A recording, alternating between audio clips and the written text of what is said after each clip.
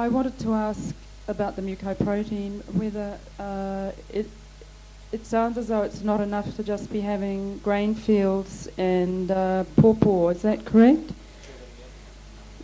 Removing the mucoprotein in the eye, we need to take the enzymes as well as pawpaw, the green pawpaw and grain fields. Is that enough to do that?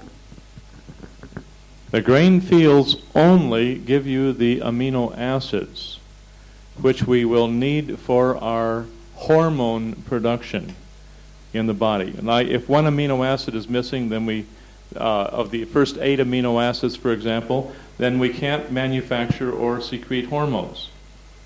Now, that will help that. It has nothing to do with the mucoprotein. The mucoprotein will be using the proteolytic enzymes to digest out the long chains of polypeptide material in the conjugate of what we call the mucoprotein, and then your amylase will digest out the complex carbohydrate that has never been digested. And then those are the 2 things that we have to have.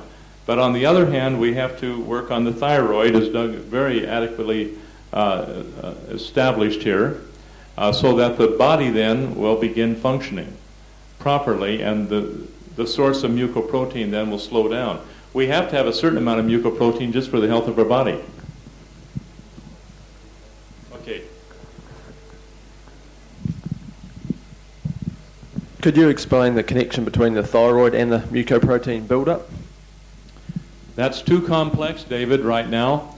I would recommend you to Guyton's book on medical physiology, which goes into great detail on that particular phase of activity. Just too chemically complicated.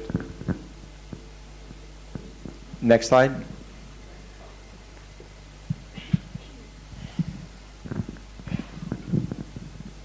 Oh, just another fairly broad scurf rim here, coming quite a ways in, and the lymphatic rosary pushed in a bit. Got a bit of a X marks the spot right down in this area where you've got these cross blood vessels. On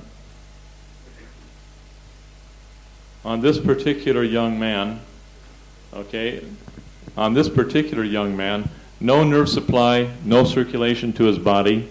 You can see that by the scurf rim, and he's loaded down with parasites.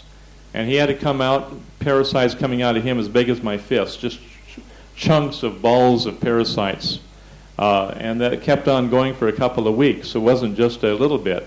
He was all bloated up, and they couldn't do anything about that, bloated up belly-wise, and he just got rid of parasite after parasite after parasite. It was just unbelievable that one kid could have that much in there. Then you wonder why he's skinny and undernourished, and the parasites are eating it all.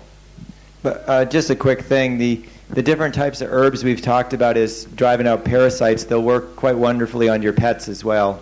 You do a good job for your dogs and cats and whatever, deworming them with your, chaparral and garlic and all these other things. Okay, next slide. Okay, we've got a very, very heavy sodium or mineral ring here, and this looks like some sort of a surgery right in this area. Anything else on that one? We've got the degeneration line over in the back area. The little things here that I really like you to pay attention to. Like, here's your degeneration line. It comes in very close to the iris, and then it comes back out. You see that little thing right there? You follow that directly in. Hello? You follow this right from here directly into the pupil, and somewhere in here you're going to find a problem. Right here is another little degeneration line with that same type of thing. You follow that directly into the pupil and check that out. These would be interesting little areas to really check out and to watch the changes as the point holding takes place. Okay?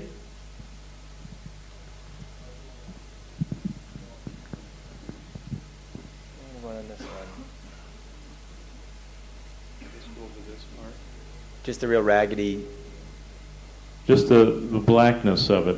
basically. Just look at basically the pupillary frill there, where it's very, very black all the way around. You can see it particularly down in the lower portion right there. It's very black everywhere, all the way around. And that shows you degeneration of the central nervous system. Okay, next slide. We've got a squaring of the autonomic nerve wreath, particularly over on this side right here, but you see it's got a good 3 corners there. It's very, very obviously square all along that area there. Over in the far right there, Doug, way up above, right there. See that conglomeration of red blood vessels? Mm-hmm. This is sometimes, by Dr. Stu Wheelwright, he would claim that is parasite-oriented. And you follow that right directly into the square autonomic nerve wreath, and you can see that that would be very possible, especially with the color change in there. Okay? Right there. Yep. Okay, next slide.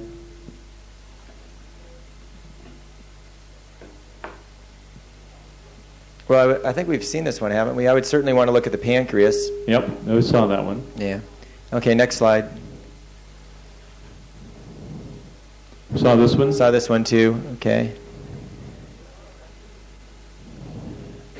I would certainly want to look at this lesion right here, which is a fairly narrow, dark one. There's a number of fairly narrow, dark lesions here. John? Basically, the slide, as you look at it, look how deep the fibers are back toward the posterior portion of the stroma. You know that this person is going to be about level 7. And at this time, you know, remember, everything you tell this individual, they're going to take personally. And every little suggestion or even an indication that they might have a problem is going to be like a command to their body. And they'll take everything literally that you say. They can't see things holographically. They can only see things literally, linearly, and black and white, right and wrong, and so on. And they make very good patients until they come up scale a little bit, and then they, run the gamut of emotions, and they start feeling better. You don't see them anymore. But this is really. I want you to understand that we're dealing with the psychology of the individual at the various, which can be indicated by the various levels of the fiber that we see. And as the fibers start moving anteriorly in the eye, it's when we start getting tremendous changes in the psychology or consciousness of the individual. Any questions? Okay. More of the same. Okay. I would just look at this little thing right here where that's pointing right in. This little blood vessel right there. Follow that in, and you've got some deviations in the fiber structure in through here. Bit of a color change in through here, but really just check out that area. The slide's not that clear, but I would certainly look at this little line right there. And you have a multitude of nerve rings there, and radii sceleris, and you think, my golly, where do you start? I just want to show you how complicated this can get. Okay, next slide.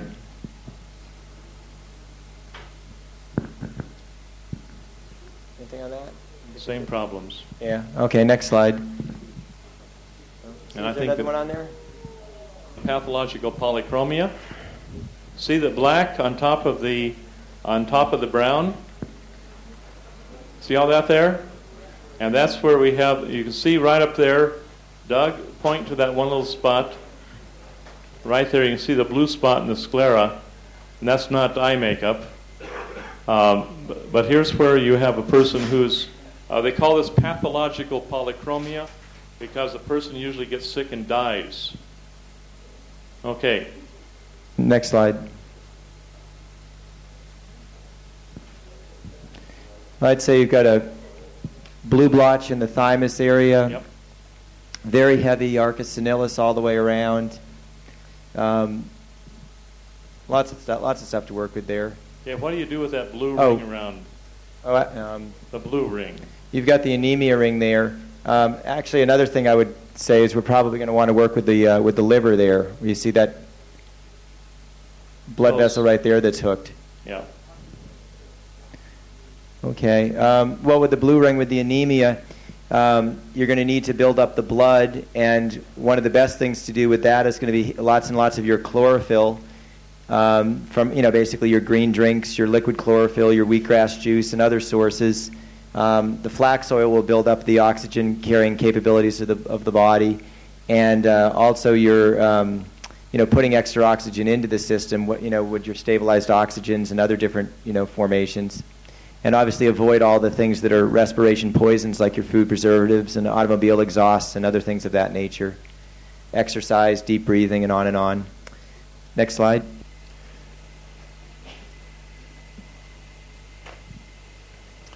I have a number of serious problems that definitely need to be addressed.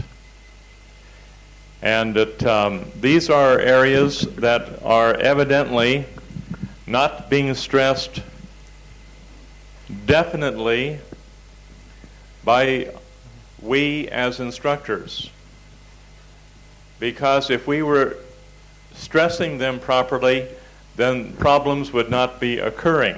So would you all pay close attention, because if Doug, Anita, and I are having trouble with these areas, you are going to have trouble as instructors in the same area as you instruct your pupils. All right? Could I have everybody's undivided attention, please? Everyone have a seat. Get your notebooks out. And I'm terribly disappointed in some of you, to be very honest with you, because some of you don't bother to take one note. I don't believe it's because you're illiterate. I believe it's because you're lazy. And you don't take down the notes necessary to trigger your memory in the future. Now, I'm sorry to have to say this, but I believe it's absolutely necessary, if you're going to become an instructor, to take down the information in your notebook so you've got it. And by putting it down, just a few words can trigger a whole range of memories that will help you in the future as you put forth some effort to study. Because from my perspective, there's not enough effort being put forth to keep good, accurate notes. And this is a bother to me, because I would say that if you're going to spend money coming here over a long distance, you're going to do all that you can to get the information down that you'll be able to use it properly in the future. And when some people do not bother to take any notes whatsoever, then that shows me that I know you're not going to remember it, because at best you might retain 10%. But if you take notes, you'll retain a much higher percentage, especially because as you put down the proper words for a kind of a code, as the material is being covered in class, you'll have that memory. And as instructors, you'll need this information to pass on to your students, or else, if I may be kind enough to say this, what in the hell are you doing here? Is that clear? Okay, it's only reasonable that you would want to take notes so you have that information, rather than just going to sleep in the back or reminiscing a few other things. Now, so be sure to put forth the necessary effort to take down good notes. Now, if you're falling asleep and chatting in the back and doing other things and scribbling and doodling, which I have seen, then perhaps you may want to sit up front here so that we can help you keep your attention. That's a little cruel, isn't it? Where's my whip? Okay? But this is what we need to do, folks. I want you to become the best instructors available. The sticks won't do any good, Doug. Where's the steel rod, But what we're going to look at here, folks, is the necessity of getting your act together so that you will be a sound teacher to your students who will depend upon you. All right? So please, just if I'm getting after you, it's because I'm really getting after you. Okay. Now, there's a lot of questions from a number of different people on point holding and facilitation. Now, on facilitation, the best thing you can do is provide a safe place for the person on the table to unfold. That's your first and really your only responsibility. Now, if you as a point holder or as a facilitator start assuming that you have to push a person along and push them through their point holding, and you're a continual motor mouth, what's happening now? How do you feel? When did you feel that way before? Intensify it now. Now, what are you really thinking about? And it's about time now to think about something positive. Think about the negative. Now think about the positive. What you're doing is absolutely destroying the other individual on the table, because it shows that you have absolutely no trust in that person as a God in embryo, and with the process of gradually unfolding. Now, some of you who are motor mouths have better start realizing that you cannot push a person through these things. All you're doing is distracting them. And this is happening in a few cases. Okay? Not just a couple, a few. It's a continual barrage of endless words. And we're not interested in endless words. We're interested in production.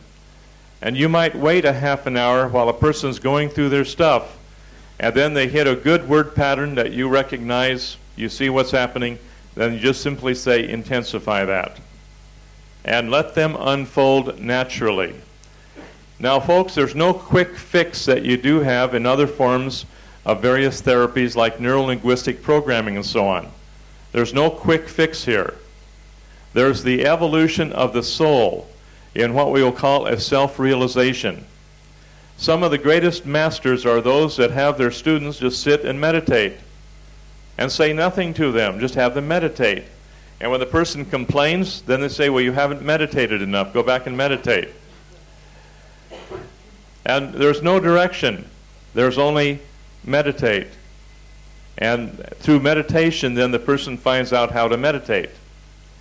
Oftentimes the same thing here in this work is it's better to have a self-realization as to what's happening while you're holding your body perfectly still and while you're breathing deep and regular. Okay? While you're holding the body still and breathing deep and regular, you suddenly come to a lot of self-realization on that process alone, if you allow yourself to go through the pain, the burning, and so on, which will be affected by the point holding. Now, you don't have to be a skilled facilitator, but you should have the common sense to know that if a person is voicing a word pattern, which would be a rather significant one, you simply would ask them to intensify the word pattern. If it's simply a comment that they're making concerning it, the person on the table has the right to say, hey, all I'm doing is making a comment on this, and don't get in a fuss with the person. Just accept that they're just making a comment, and don't force them to intensify that particular thing. Now, a lot of people who are intellectual will sit and waggle around on the intellectual end of the word patterns and just go through a whole lot of word patterns and intellectually look at them, and they won't get into the feeling of it. Now, here's where the facilitator will once again stress thought, feeling, and spoken word. And get the person to realize that there's some people are into nothing but feeling, and they don't look at the word patterns. Some people are into word patterns, and they don't look at the feeling. And they don't look at the sensory experiences connected with it. You have to get all three, because these are the only three things behind the technique of creation: thought, feeling, and spoken word. There's nothing more, nothing less. Now, this is important because facilitators don't have to... You're a prop, okay? You're not important in the scene of things. You're simply there as a point holder and just a very gentle persuader occasionally to hold the body still, or to feel the pain, or to remember to intensify the different experiences that the person's going through. Keep it simple. But for Pete's sake, don't sit there like a continual motor mouth, disrupting not only what's happening on the table, but keeping a person from going through a healing crisis and then getting involved in all kinds of other trite conversation that is absolutely meaningless to the process of point holding. Okay? Now, I hope I made that clear. If I haven't made it clear, I'll observe again, and then I'll repeat myself again. Now, so I want to just talk about that. Now, Anita, anything you want to say about that? Just yes or no? Yes. And the person on the table has to go in there, I've said this many times, has to go in there like a hunter and look. You can't be waiting for the facilitator to keep prodding you, too. You have to just go in there and just really start looking at your stuff. Where is the individual responsibility that we're all trying to develop? Now, what Anita said, you go in like a hunter. The individual responsibility is what we're trying to develop now. You with me on this?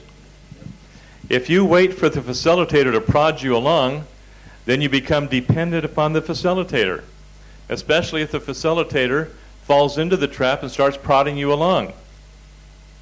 Okay? If the facilitator is wise, they should just do nothing and wait until that person begins to take the responsibility and starts looking at their own stuff, because ultimately that's where it is. Is this clear? Okay. Doug. Well, I'm just kind of looking back over a lot of years of point holding, and there's a lot of patterns that I've seen in myself and other people with regard to facilitation. And what I've observed over the years to be true is that there'll be certain people who, as John has expressed here this morning, reactively always feel like they have to be doing something. And so these will be people, when they facilitate, that will talk nonstop. There'll be a constant interchange going on at all times. And this doesn't tend to give the person on the table a whole lot of opportunity to really unfold, because they're too busy answering questions. The flip side of that is that there's other people who reactively don't do anything. And John on the one hand is saying here, as facilitators, the wisest thing we can do is to just sit there and let the person unfold. And yet for a lot of people, there'll be a reactive pattern where they don't want to talk anyways. They don't want to do anything to help the other person. They don't want to get involved. They don't want to have to basically, they don't want to take any action because there's a lot of resistance to making mistakes.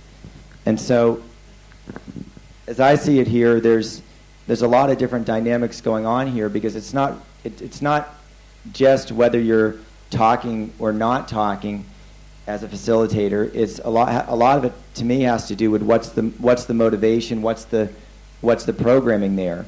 Because you could have one person that's being very, very silent and patient as a facilitator, and they're doing it really out of choice, because they're perfectly willing to talk when it's appropriate to talk. They're perfectly willing to reflect things back to the person. They're perfectly willing to do whatever it takes, and yet they're aware that there's nothing they need to do right then, so they simply sit there and are very, very patient. But on the other hand, you'll have a person that always sits there and doesn't do anything, because that's what, that's just the programming there. So I don't know, I'm just saying there's a lot of different layers, here that we need to look at, because there is a time and a place for all things. And there are situations that I've observed over the years where an individual may well be right on the verge of a certain breakthrough, and there may be a tremendous opportunity there for that individual, and yet for whatever reason they may need a little bit of a push. They may need. Hold it, no way, Doug. Well, no way. They don't need a push. This is where we deny the God within them. You take the great masters. If they took the attitude that they're going to have to push the guy along in his meditation techniques, then the person becomes dependent upon the master. In this way, we're going to teach people how to become individually responsible and not depend upon that push. And this is the attitude that I've been fighting against for years, is the attitude that you have to push a person through something. I said that earlier today. We don't want to get that attitude. We feel we have to push a person through something. We patiently sit back and let it develop naturally. I guess what I'm getting at, John, is that over the years, I've tried to learn from you, not just by listening to what you say, but by watching the way that you've interacted with people. And there's been plenty of times that I've seen where you've really gotten right in there, with people when they're on the table and when they're in the middle of something. There's been times when you've really, really gotten in there. There's other times when you don't. The majority of the time you don't. The majority of the time you simply let the person unfold and you don't get in there. When the time is ripe, you pick the prune off the tree. Well, that's what I'm getting at. I'm just saying there's another level here that there's an appropriate level, but the general level is if you have the attitude that you have to push, then you're pushing the person all the time and you're denying the God within them.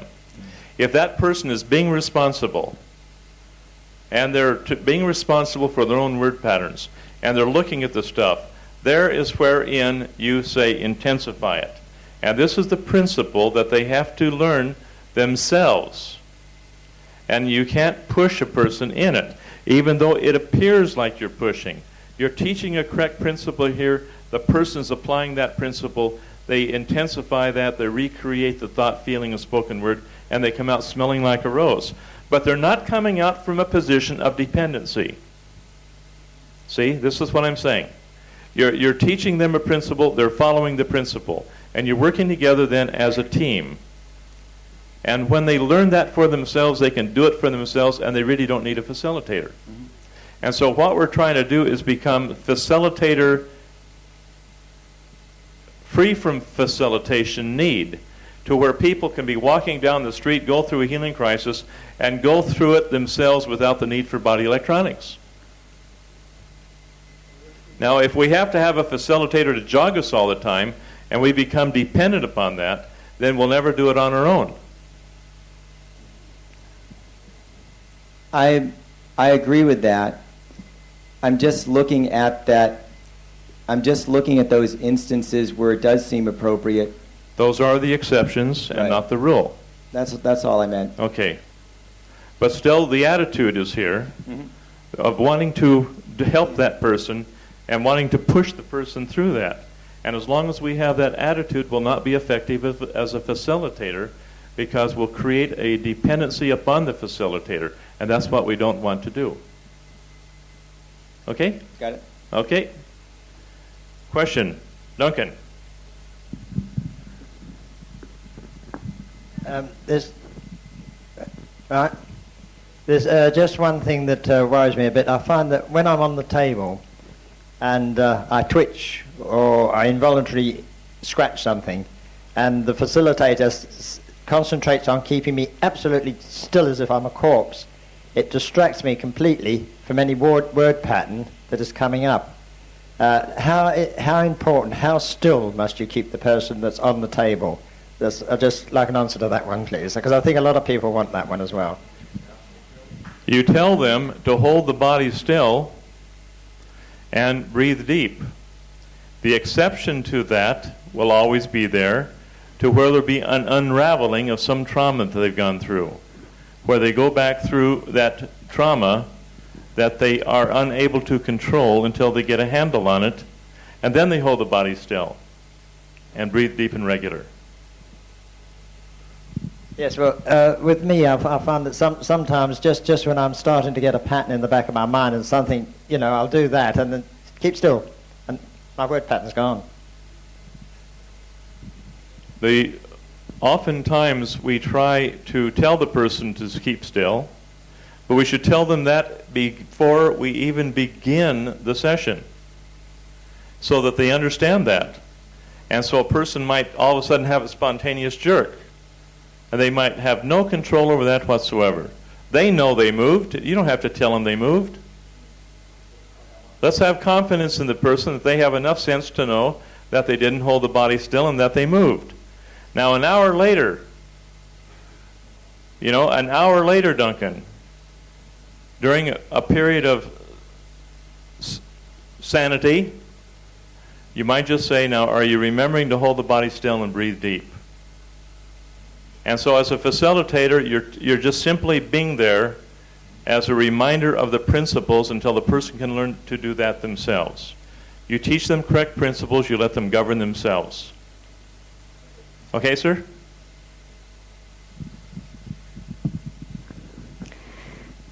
There are a lot of people here, and I think, we don't know each other that well, and I think perhaps Graham and Karin will agree that we had a very good session the other day, and we did actually discuss beforehand, what I wanted on the table. I mean, I think you've got to know the person a bit, because some people are very introvert and others are very extrovert, and you don't know who you've got on the table, possibly, and we found it, I think, very helpful to discuss what I was like, and when they should help me or how much they should help me.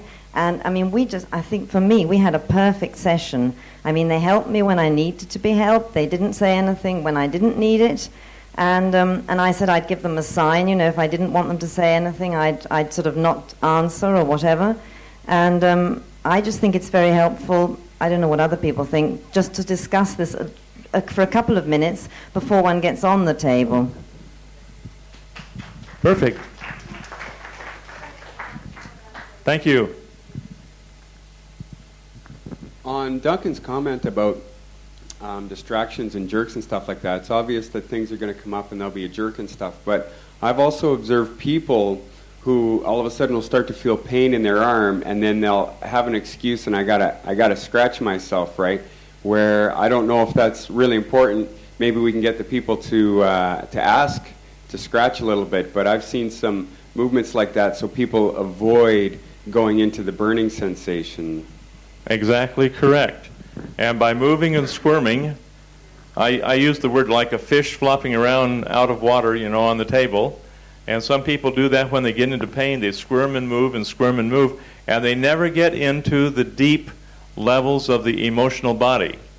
Now, Ken, bottom line, here's where you tell the people that they have to hold the body perfectly still, breathe deep and regular, just like a yoga session, okay? Just like a meditation center, so they can get access to the emotional body. And then they get through the burning finally in that emotional body level, and then they can get access to the mental body, not before. A lot of people think that they're flipping word patterns around all over the place, and they're nowhere near the mental body. They're just intellectualizing around and emotionalizing around on the emotional body level, and they're not able to get to the mental body.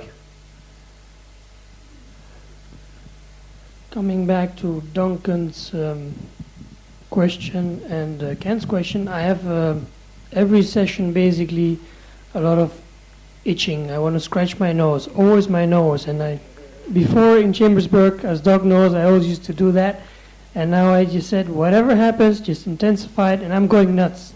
I'm just going nuts, and which is good because it gets me pissed off that I can't scratch my nose. And obviously it's helping me because from there I just get into something else. And I would like to just mention that it's, if I've noticed a lot of people scratch their nose or in other parts, which I think is fine. What I've taught myself is I just mention to the other person, try and hold your body still, not as an order, but as a reminder. And then it's up to them, as they have the God presence in themselves, to decide if they want to do it or if they don't want to do it. And hey, it's your session, and we're all there for you, and it's up to you to decide what you're going to do with it. I want to, that's very good, Tariq.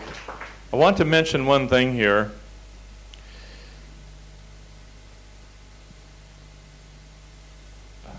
Oftentimes in our over-eagerness to help people, we don't screen people out thoroughly enough. And so you find some bloke being drug in by, by the ring around his nose. His wife is bringing him in to get an eye reading. Now here's how I handle that. I said, are you here because you want to be here? Because you've had some knowledge on some, you listened to some tapes? Have you read some material and so on? And he says, no, my damn wife is bringing me in here. And but are you doing this because you want to? I don't even want to be here. I'm missing a good ball game on television. And I say, I'll tell you what you do. You take this reading material home with you.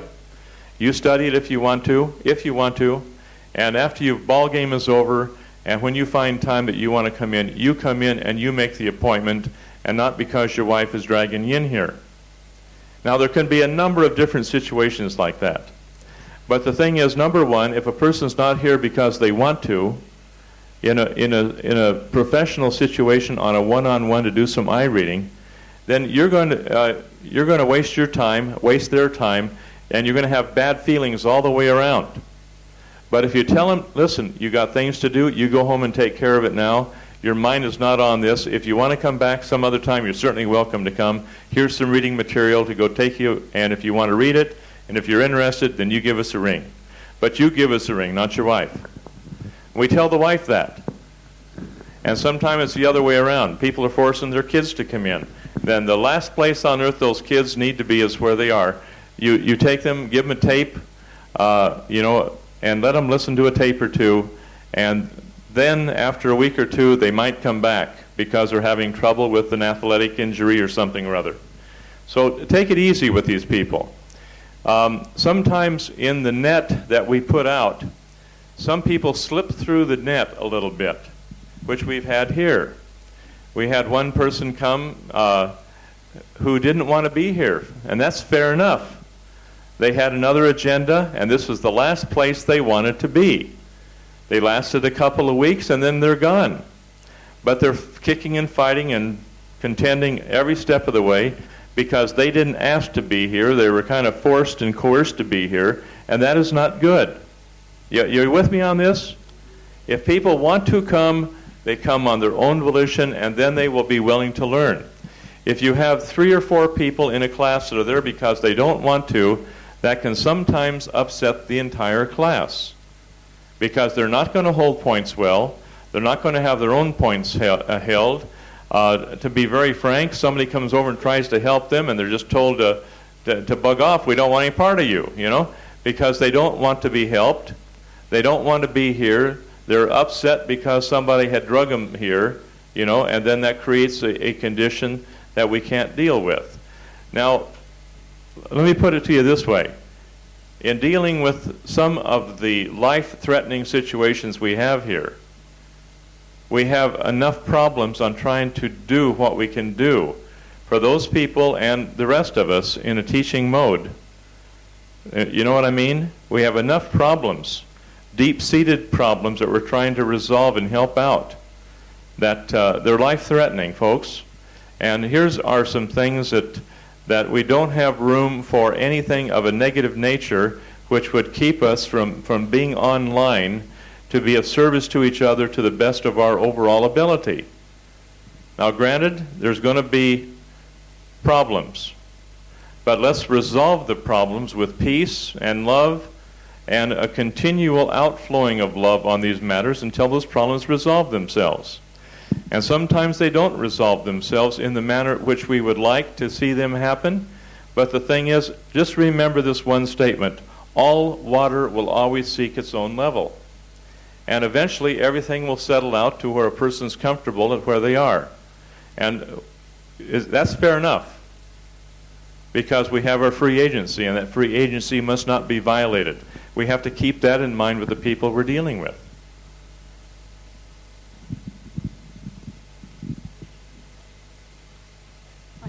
Morning. I've got a question on the person that's actually on the table. I thought that when you're actually being held, that you just you lie there and you just wait for something to come up. But you said this morning that you to go in and... Thank you. This is the questions we want. And if this is the misconception that I have allowed to slip through the net because of my unclarity, then that's my fault. And I'll assume the responsibility, Elaine. And I'm glad you asked that question. Now, do we sit there waiting for things to come up? That is being very yin. But we go out as a hunter, as Anita mentioned, to look for things deliberately, where we do everything we can to look. Now, by our looking, if we go through unconsciousness, we're going to fall asleep. Fair enough. That's unconsciousness, and we have to let that happen. If a person falls asleep, for Pete's sake, don't shake him and say, wake up, and get busy and look at what you're looking at. No, let them go through the unconsciousness in a very peaceful area until they come back out of it, and they have removed a certain amount of unconsciousness from their being. But in the meantime, you will find that when you get into a real hot area, you'll just think of a thought, you'll get pain, and then you go out. And then you bring back your thinking. Now, what was I thinking about?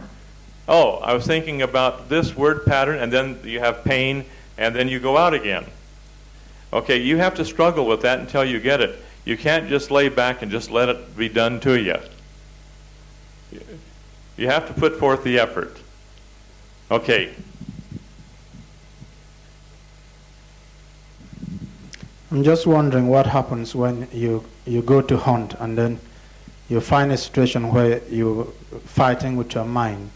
It's like you find an issue which probably has bothered you along for some time, and you don't know whether to deal with it, or it's because your mind is deliberately bringing it up as an issue. So I don't know whether you can clarify that for me. It's like I say, my mind, this is not what has come up in my memory for me to deal with. I've just brought up this deliberately. You deal with what you can deal with and leave the rest till later. You deal with what you're capable of dealing with. And the things you don't know how to handle, you leave that till a later time. And you put it on your list, so to speak. But don't try to deal with something you don't know how to deal with. Deal with only that which you know, I can cope with this. And so here's where you receive that by choice, and then recreate that by choice and deal with it until you get that big blast of purple flame, which will then show you that you have encompassed that particular duality. But a person might have 1,000 ideas going through their mind. It's certainly difficult to put all that in proper positioning. You can't do it.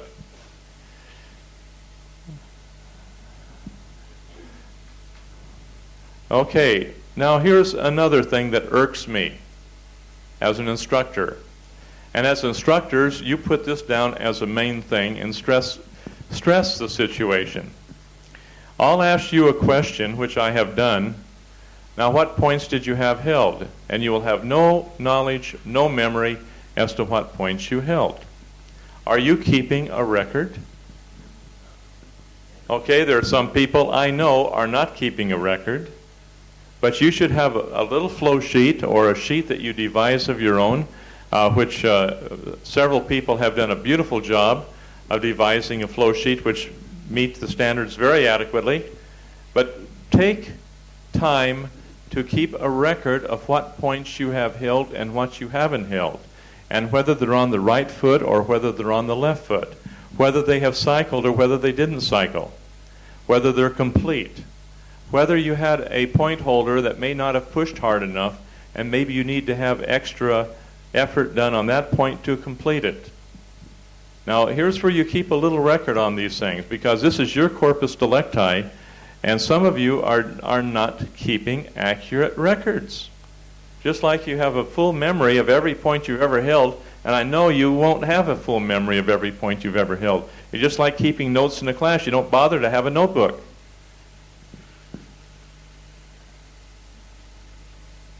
And if you don't bother to have a notebook, you won't remember what's going on or anything that I'm saying. And to me,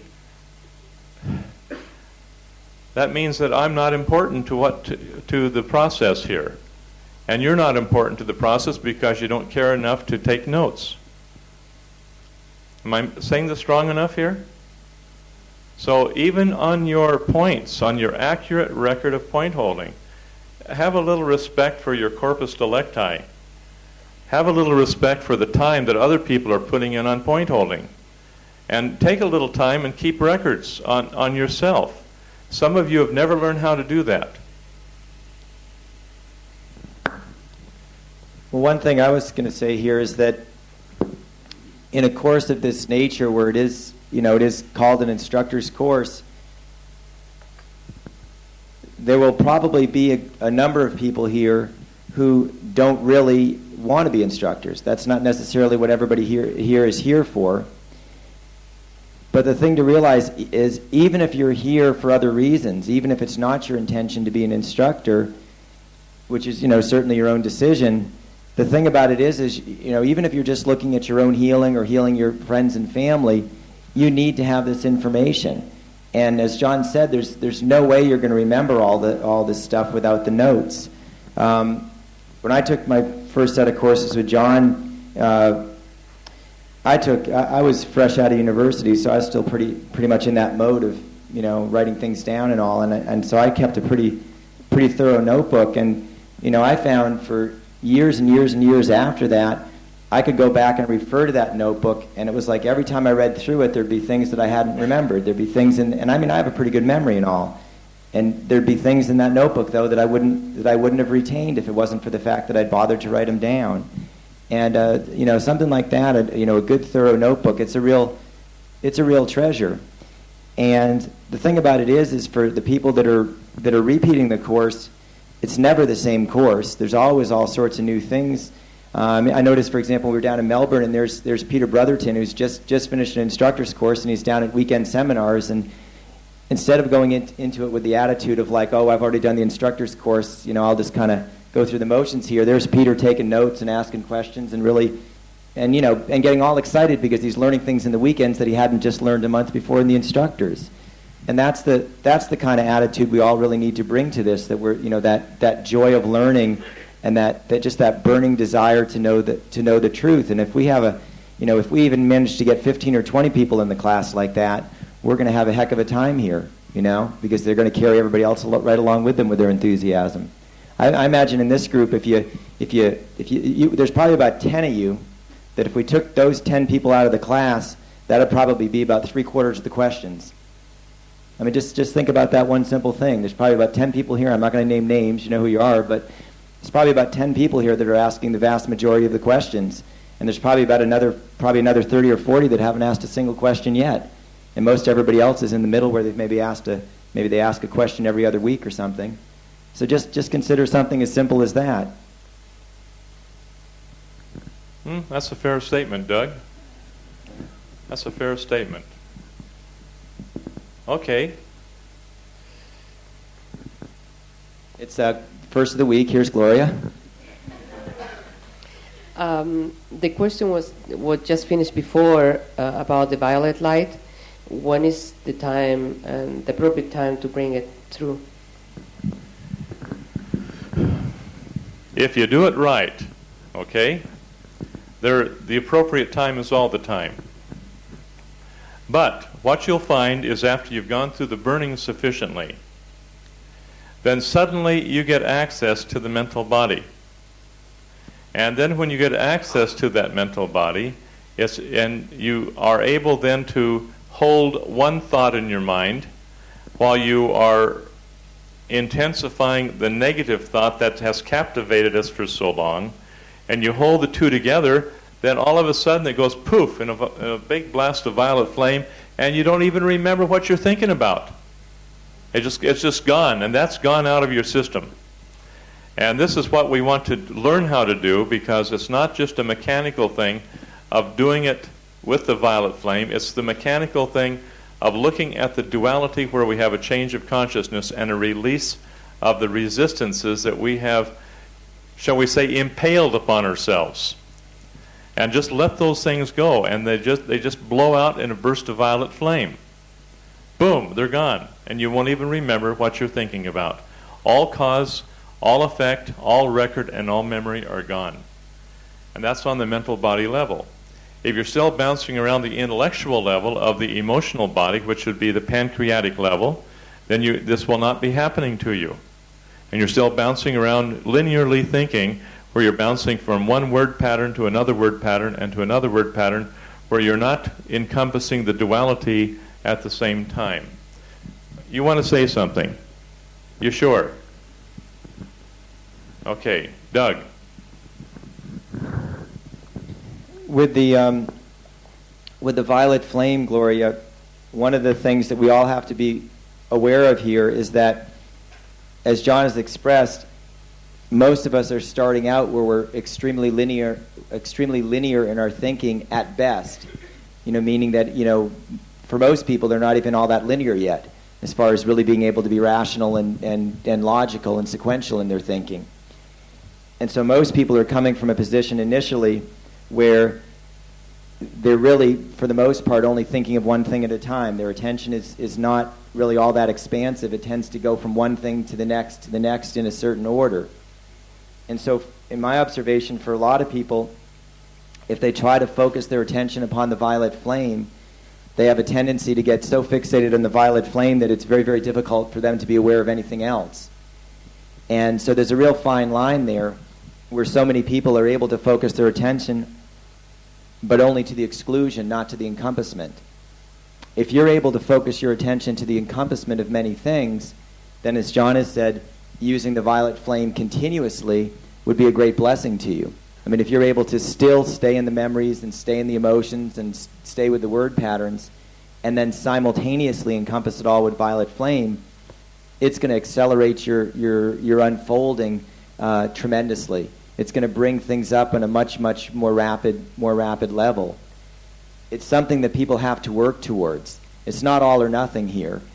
Sometimes you just have to take it at the level you're at, which for all of us is seeing through a glass darkly, and just work with the violet flame to the best of your ability. But as you're doing that, try to keep expanding the awareness to encompass other things, and recognize sometimes that it's just like an iceberg where there's just that little bit that's above the surface, and we're so busy looking for the whole iceberg, which is very rarely how it's going to come to us.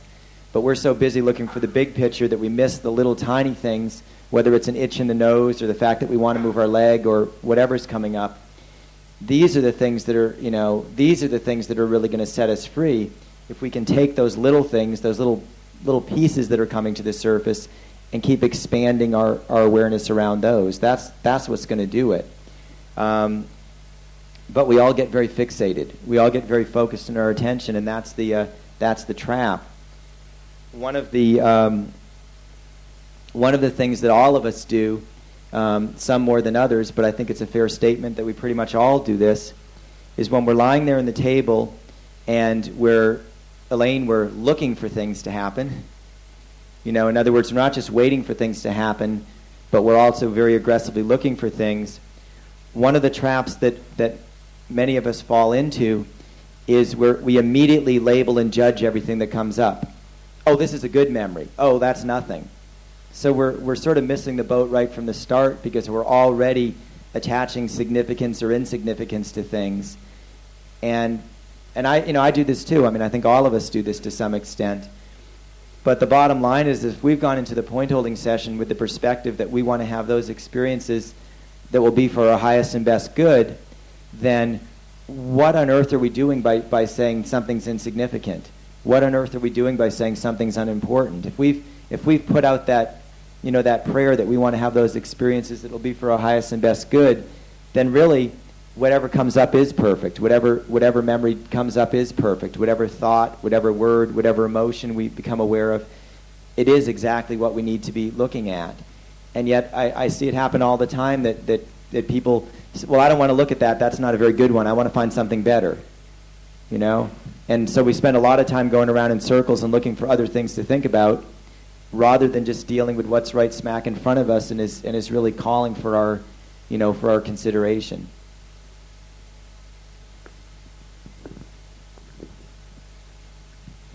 Just a question on that one, Doug.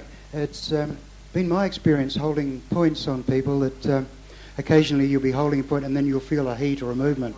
And quite often, sorry guys, the experience that I've had, and I'm wondering whether it's common, is that you'll be holding points on somebody and you'll feel a definite difference, an energy movement, a heat under your fingers.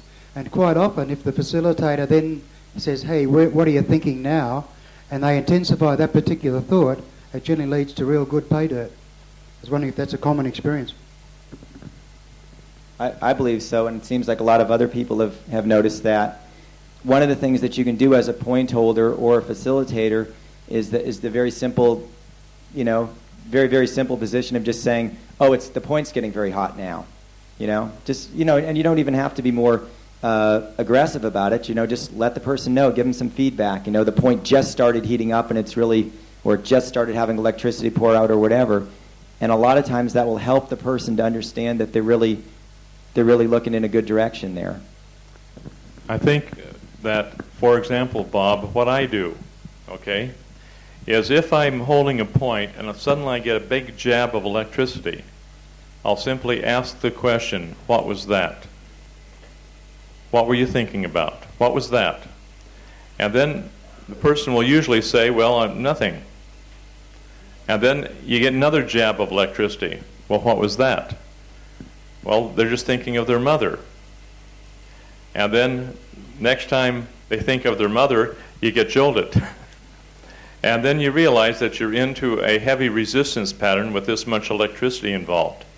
And then you tell them, okay, whatever you're thinking about right now, let's follow that up a little bit. Because here is where you are working as a team again, as a facilitator, and working with the person on the table to handle that particular situation. By the way, a little item of business here. Neville, did you find Anita out there anywhere? And Christabel? Okay, we need to get the handouts.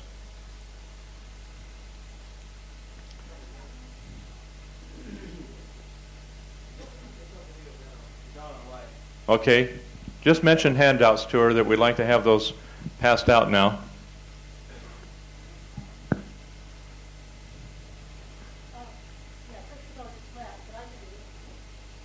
You're in charge. Okay, Lil? A couple of questions.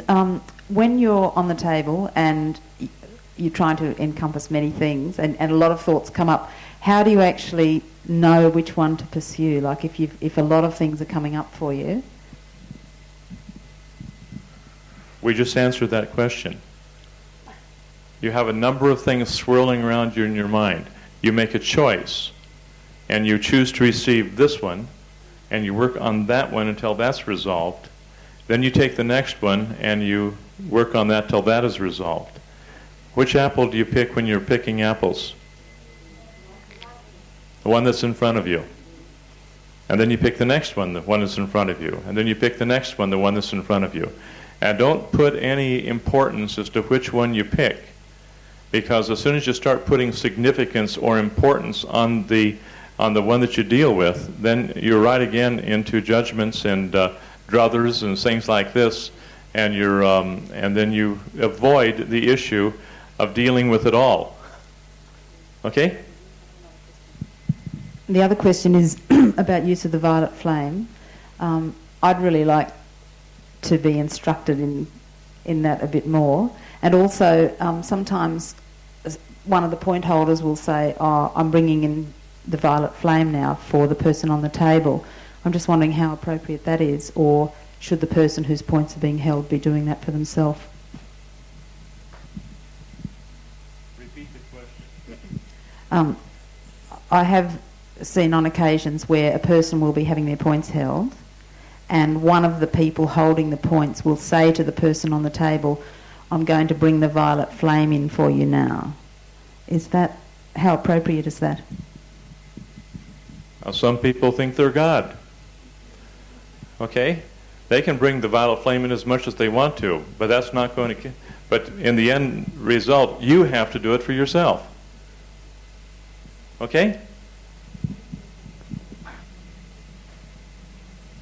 Yes, I heard you, if I got to right, say, once you've gone through the pain, and then you have access to the mental level, and then followed by the violet flame coming up, poof, and then everything is gone. Now, you said at a lower level, say apathy or grief or whatever. Now my question is, when you are at a lower level and you are going through pain, will that pain allow you to have access to the mental level, or you have to go up till you reach the enthusiastic level? You have to go through the pain, which will be at many different levels. You have 7 basic emotions, and they all have 7 basic emotions within those individual emotions. And so you have pain at all 7 levels, all right? Now, what we're looking at is the fire of the Kundalini. This is what we're looking at, and this is why it's so important that we reach the burning stages, all right? Because oftentimes we're so messed up that we have so much resistance that we can't reach a point where we can feel the burning inner bodies, which can only take place when we hold the body perfectly still and breathe deep and regular. If you flip and flop around like a fish out of water, you will never feel the violet flame or feel the burning of the Kundalini. Okay? So what we have to do is to exercise such willing self-control over our bodies that the Kundalini is then properly induced within our systems. Okay? Then, after you've gone through the Kundalini in a given area, in that given area, which will be limited, you will then have the opportunity of entering into the mental body in that area, and you can start dealing with the dualities in the mental body, which you really can't deal with until you get there. A lot of people think they're already there, and they're not. They're only dealing with just a lot of mental manipulation of word patterns and so on, and they're not to the mental body yet because they haven't gone through the burning. Okay, Sama?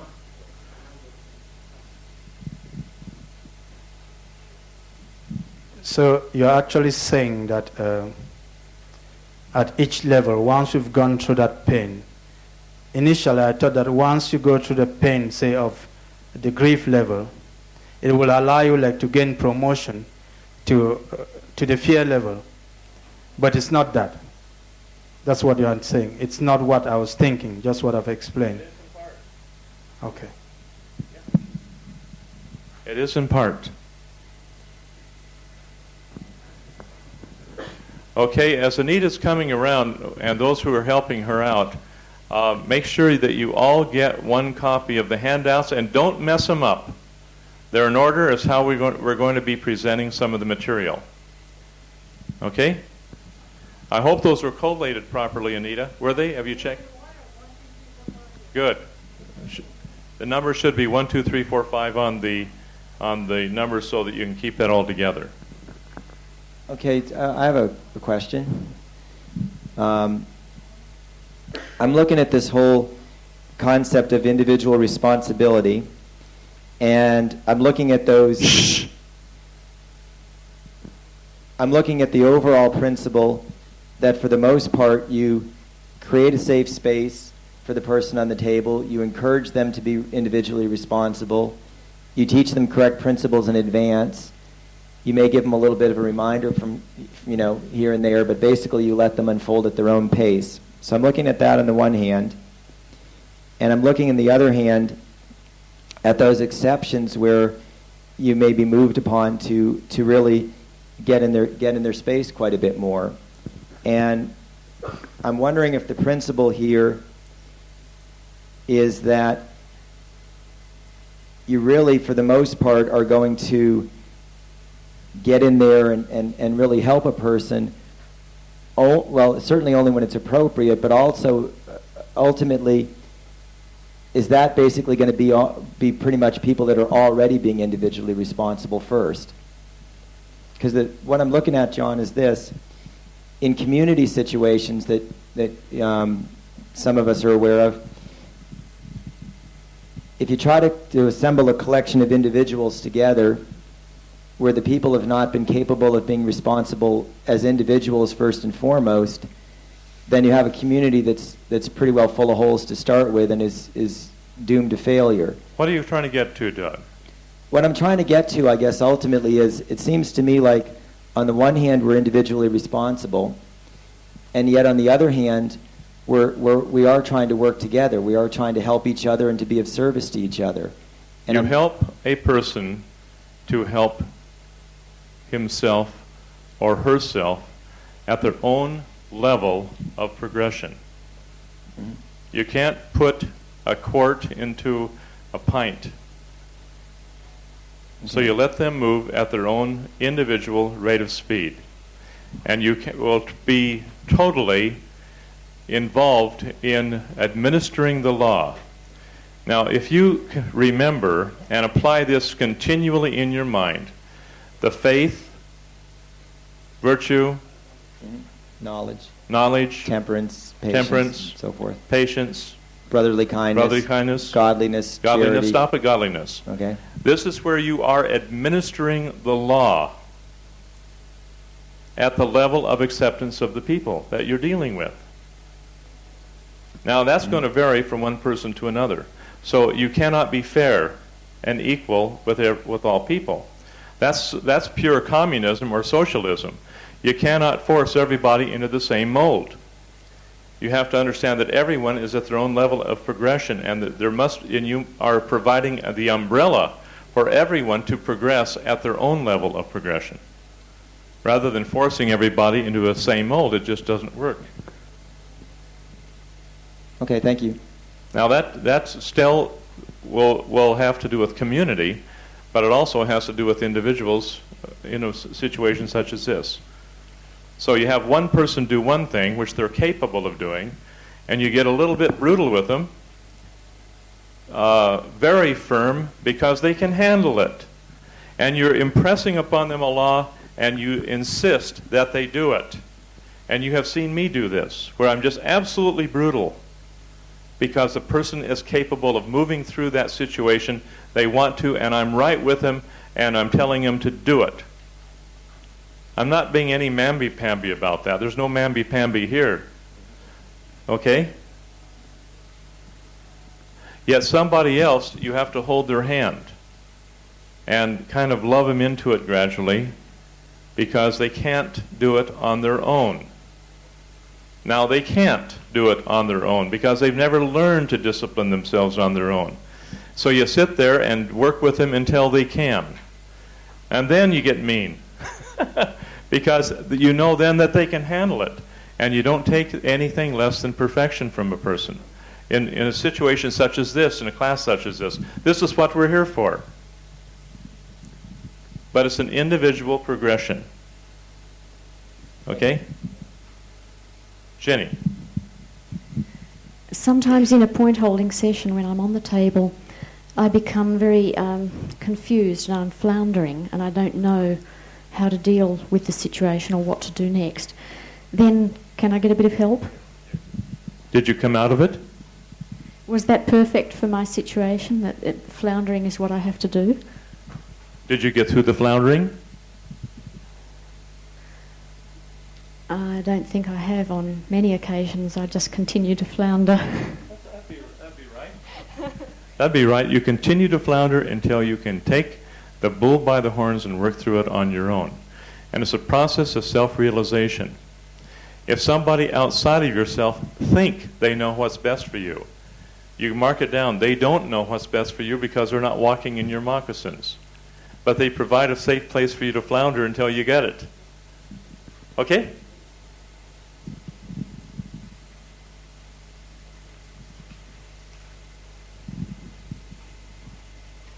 Sometimes when I'm holding points and I'm facilitating, and I'm the person may be real silent, and I feel like they need to talk more because it's you feel what? Like they need to talk. Wait a minute. Come here. Let me. Give me the mic. I won't let that pass by. If you feel that a person needs something, what have you just done to them? You've taken away their free agency and you've denied the God within them. what I'm trying to say, whether the words are chosen correctly or not, that it seems that every word, kid. I'm trying.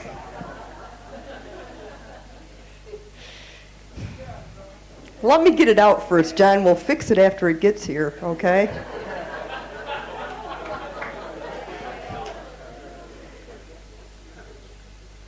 I'll learn better that way anyhow. Okay. Where you go to trying to facilitate someone, and it seems like... Why are you trying to facilitate? Shut up, John. It seems like they should... Never mind. We're starting off with an incorrect premise that we are trying to facilitate on the basis of what we think the other person needs. I leave them alone, but sometimes it seems like I'm not supposed to. Okay? And then what do? That's right. We leave them alone until. And then we act. But if we're in Doug's situation where we feel we want to push a person through that, or we're looking at a person who is feeling that that person needs our help, then we're working from an incorrect premise right from the beginning. Now, I want you as instructors to catch that on people where they feel, well, I've got to help them. Well, where are they coming from? If a point holder says, I have to help them, where are they coming from? Ego, reaction. I've got to help them. I've got to push them through this. That's all coming from a bunch of ego, and we're going to have to get that all out of our systems. Let the person flounder. I watched Jenny over here, and she floundering and floundering and floundering and floundering. And what do? I walk right by there. Over and over again, I walk by Jenny, and she's there floundering. Why do I let her flounder? Because I pray upstairs, and I realize that this is something, just stay out of it, Jenny's handling it. And when she gets a hold of it, she gets hold of it from what position? A position of strength and a position of individual responsibility, rather than becoming dependent upon me or Donna or Doug or anyone else to push them through it. We don't have to push them through it. Giving them a safe place to flounder. You got it?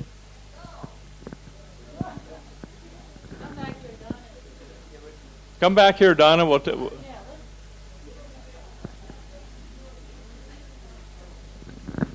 I do that, but then you just said something that you were pushing people through it at different times. How do you know when that's time for you to do that? What did I tell you before?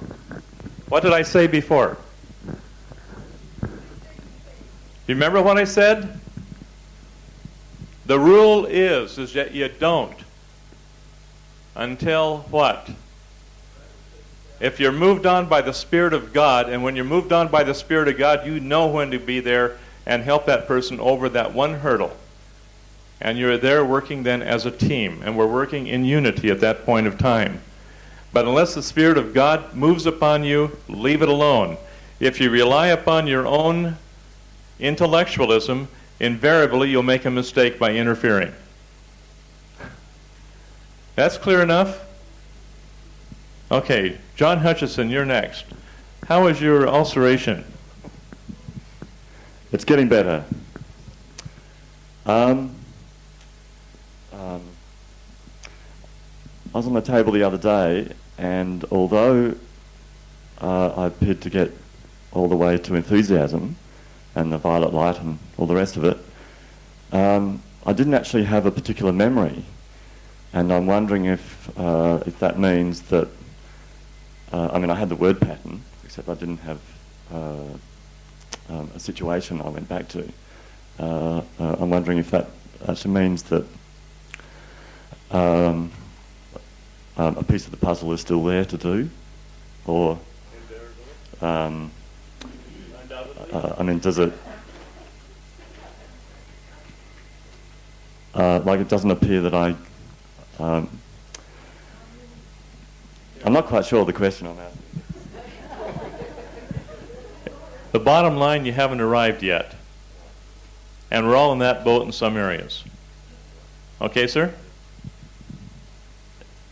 If a person is on the table and they have a lot of pain, that just is almost endless, and they have a lot of regeneration, except they haven't had any memories or thought patterns or anything. Well, what does that mean in the same sort of... Pain is a memory. You're saying they're not having any memories. Pain is a memory. And after you have gone through the pain, then the true memories start coming in. You'll have them in dreams during the night. You'll have them just little flashes of stuff during the daytime. But the pain is a memory. Don't discount the pain. Okay? By the way, Sakara came up very quietly and announced that her calf muscles regenerated last night. You know? A lot of little things are happening, and that's kind of exciting.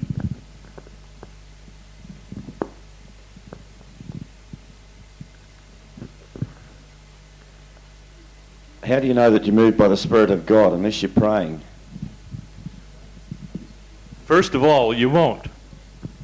You'll move by conscience if you are still trapped in the emotional body level, which most people are. Okay. And conscience is determined by our genetic memories. What kind of bullshit are you boys up to? Okay, then behave yourselves back there. Now, bottom line, your consciousness will be determined by your genetic conditionings. And you will feel moved to act a certain way, coming out of a certain culture, coming out of a certain environment, coming out of a certain genetic line. Okay? That's your conscience. That will be entirely different from being able to, shall we use the word discern, which will be through the Spirit of God, which will take place after we have removed every vestige of every suppressed pain that we've ever gone through, including multiple firewalks. Okay? Now some of you are still playing with this firewalk routine and you don't believe what I'm telling you. You cannot move into that realm of the mental body until your body is literally burning up completely, and where your legs are burning up and your feet are burning up and other things are burning up, to where you can burn out the firewalk or other experiences of like ilk. Now I can't make that any clearer. So you cannot get to the point of discernment until you can get through that burning, searing pain of the Kundalini fire, which is the reverse of the misuse of primal energies, which the firewalk is a misuse of primal energies. And so therefore, you are only going to be dealing with a feeling that you have in here, which will be your conscience, which will be dictated to by your genetics, and you're not into being moved by the Spirit of God. How many years does it take some of us to get through to that point?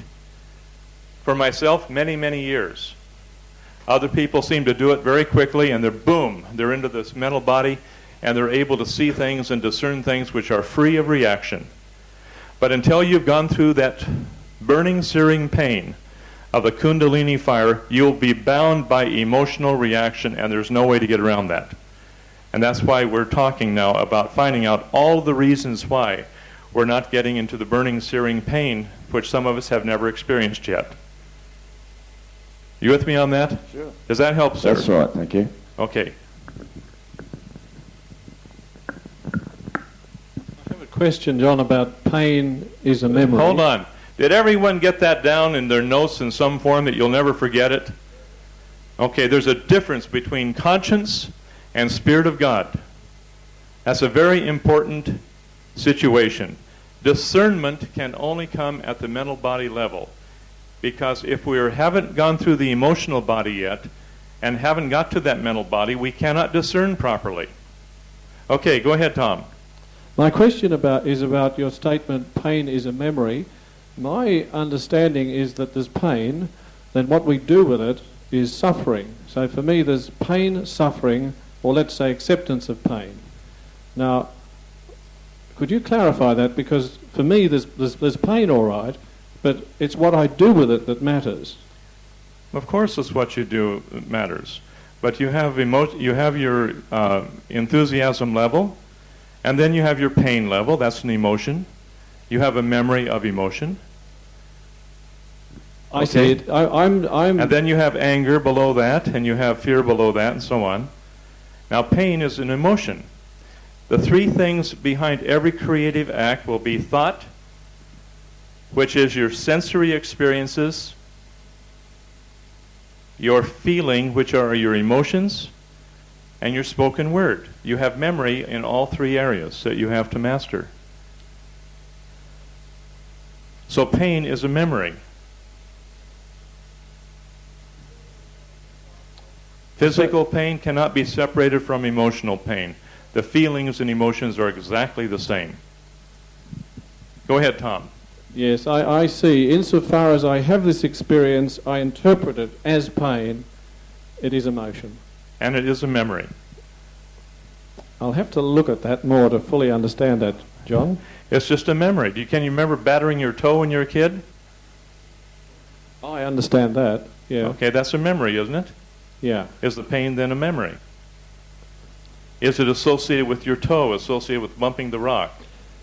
I suppose what I'm asking, if I can see pain without interpretation, is it a memory? That's my question. How can you interpret pain without? How can you experience pain without interpretation? It'll always be associated with some event or a part of your body where you're having the pain. Yes, I will locate it. I will locate the pain. And that's by association. You know the pain's in your head or the pain's in your shoulder, the pain's in your gut somewhere. Yes, so the location is part of what you're saying is memory. Absolutely. Yeah, because I'm remembering the body. Yep. I've got it. Got it? Because then I'd ask you, okay, when did you feel this way before? And you remember the ptomaine poisoning you had at the school outing when all the weenies got rotten or something. See, this is wherein we can remember these events that have taken place when we had that pain. Yes, for me, once I locate it in the body, I can see that there's interpretation there and it's emotion. That's right. Yeah. And it couldn't be just emotional, but then it's related to the heart. Okay, I just and you feel it. It's right here. So it's related to the body. Yeah. And would you be able to say that interpretation, that the emotion is the interpretation? I mean, if I just see it... The emotion itself is the emotion. It's not the interpretation. It's what you do with the emotion. Are you going to resist it? Are you going to love it? Are you going to accept it? Are you going to push it away from you? Yes. Okay, all of that is part of it. Now, let me explain this to you, Tom. The pushing away of the emotion is also a part of the process. Because what does point holding do? It puts a person into a state of resistance, and that is the resistance that they had that they're now re-experiencing because they resisted it before, and now it's coming back in reverse order. So first of all, you have the resistance, and you experience the resistance, or you can go, if you read the books carefully, the resistance to the resistance, and it goes even further to the resistance. And because this is how complicated this resistances get. It gets very profound when you start looking into see what we've done to ourselves to wrap ourselves up into a very, to what we call the chains of death. So when I see pain and I say, I am not pain, that's what you're saying, this is encompassment. Mm-hmm. That's correct principle. I am not pain. My body might have a niggle here or there, but I feel good rather than I am sick. Yes. Okay? That's what I mean by interpretation. Yeah. Now, if we have a particular problem in our body, which is major, and we say, well, this is killing me, this is eating away at me, these are thought patterns which become reality, where we take the position, I am okay. Even though the body is racked with pain, I, as a spirit, as an immortal being, I am okay, and that is what you're looking at. I am not the pain. Yes. And that is a correct position, as long as we don't deny the pain that our horse that we're riding is carrying. Yes. Seems okay. You got it now? Yeah. Okay, sir.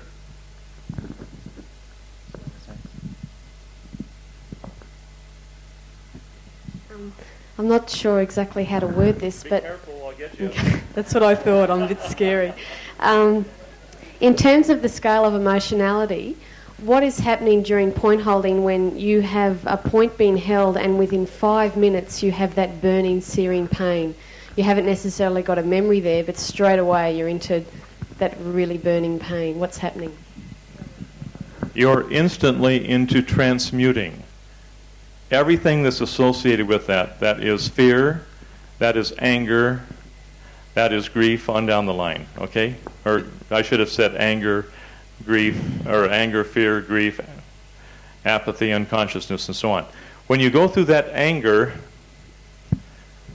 on a step-by-step scale, upscale before you come to pain, all that's transmuted now. You don't feel any of that stuff. It's all transmuted by the higher level of the burning, searing pain that you're going through relative to that one organ area. Basically, Simone, if you can experience the pain without resistance, the pain is going to transmute everything below it on the scale of emotions, anger, fear, grief, apathy, and unconsciousness.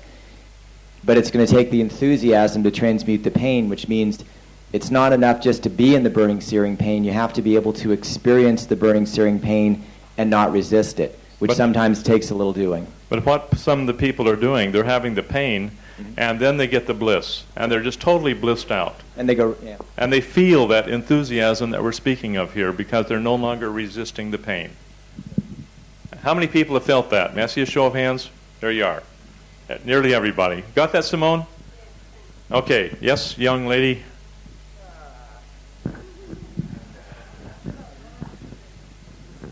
No, it's just something's pushing buttons today. I'm like 5. And he's Dad. Hi, Dad.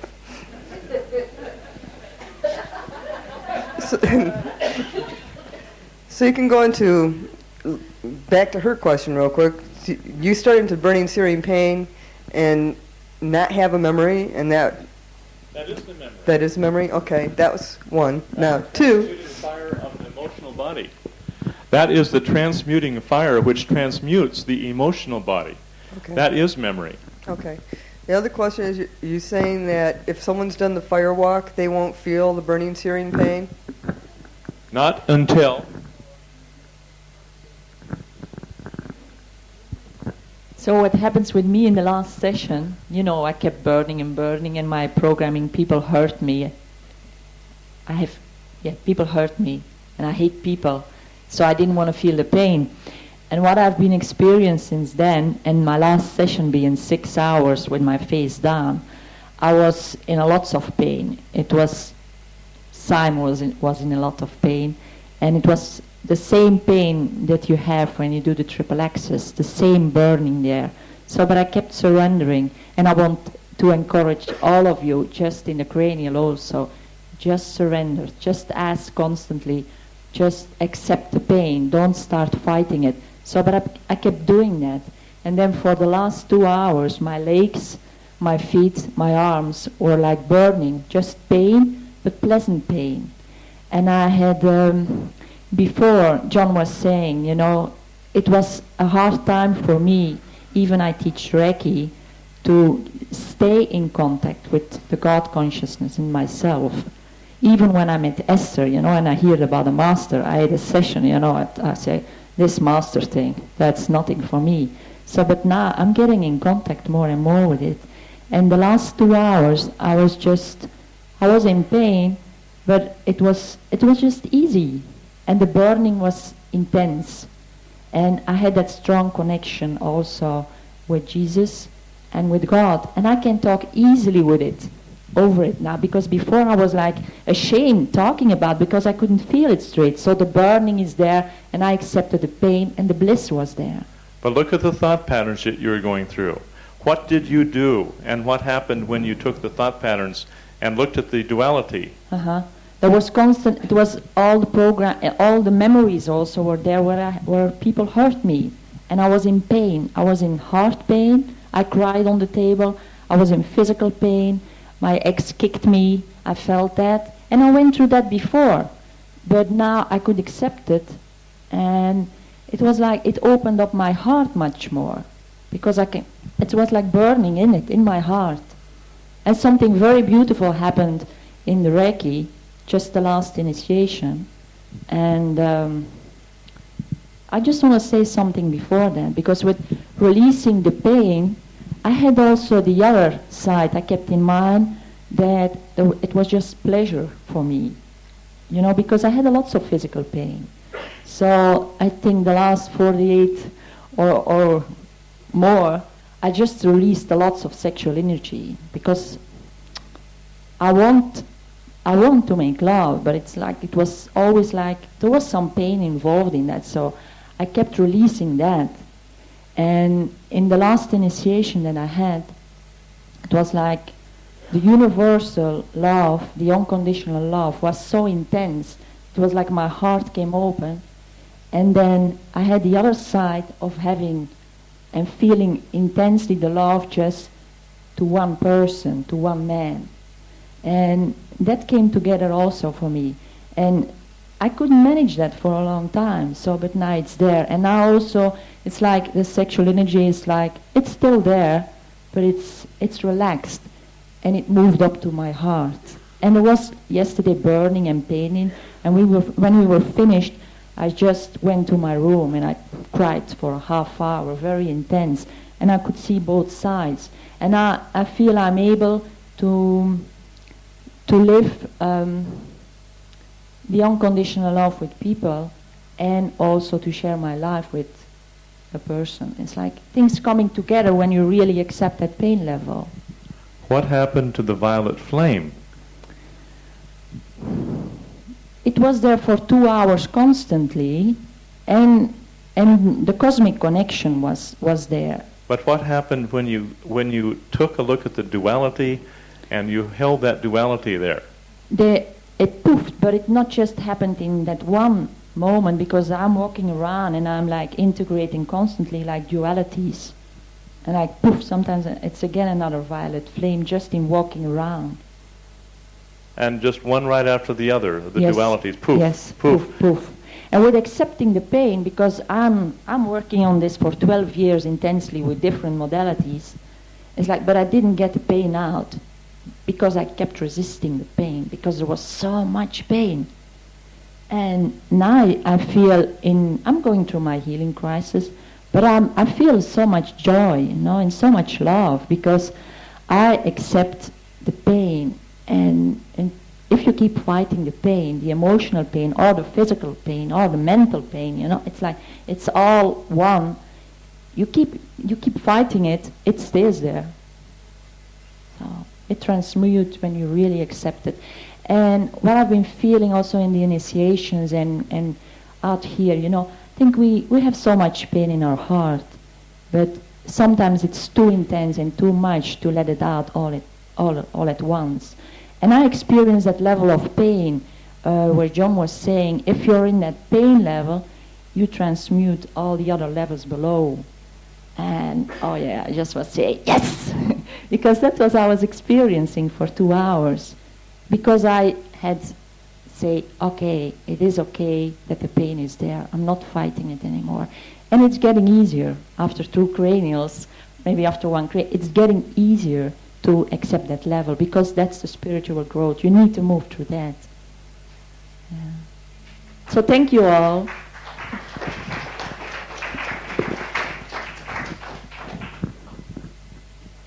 That still doesn't answer my question. Are you saying that you don't get the burning unless, if you've done the firewalk? I don't understand that.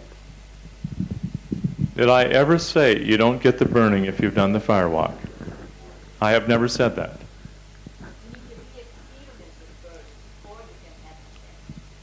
Say that again, Janine, please. You need to re-experience the firewalk first and the programming that's beyond that, and then you can feel more burning. Please repeat that again. So you need to re-experience the firewalk where you shut off all the feelings of wanting to feel the pain, and you need to re-experience the word patterns and the memory, and then it's getting out of your system. And I know some people, you know what John was saying, are still thinking it was a very good spiritual experience, but now I feel different. It's the real spiritual experience that I experience now. I feel much just I am more love. I am more real, the unconditional love. So I don't know when it's going to happen. When people walked over the fire, it happened here for me. So you just need to be patient and just pray for it.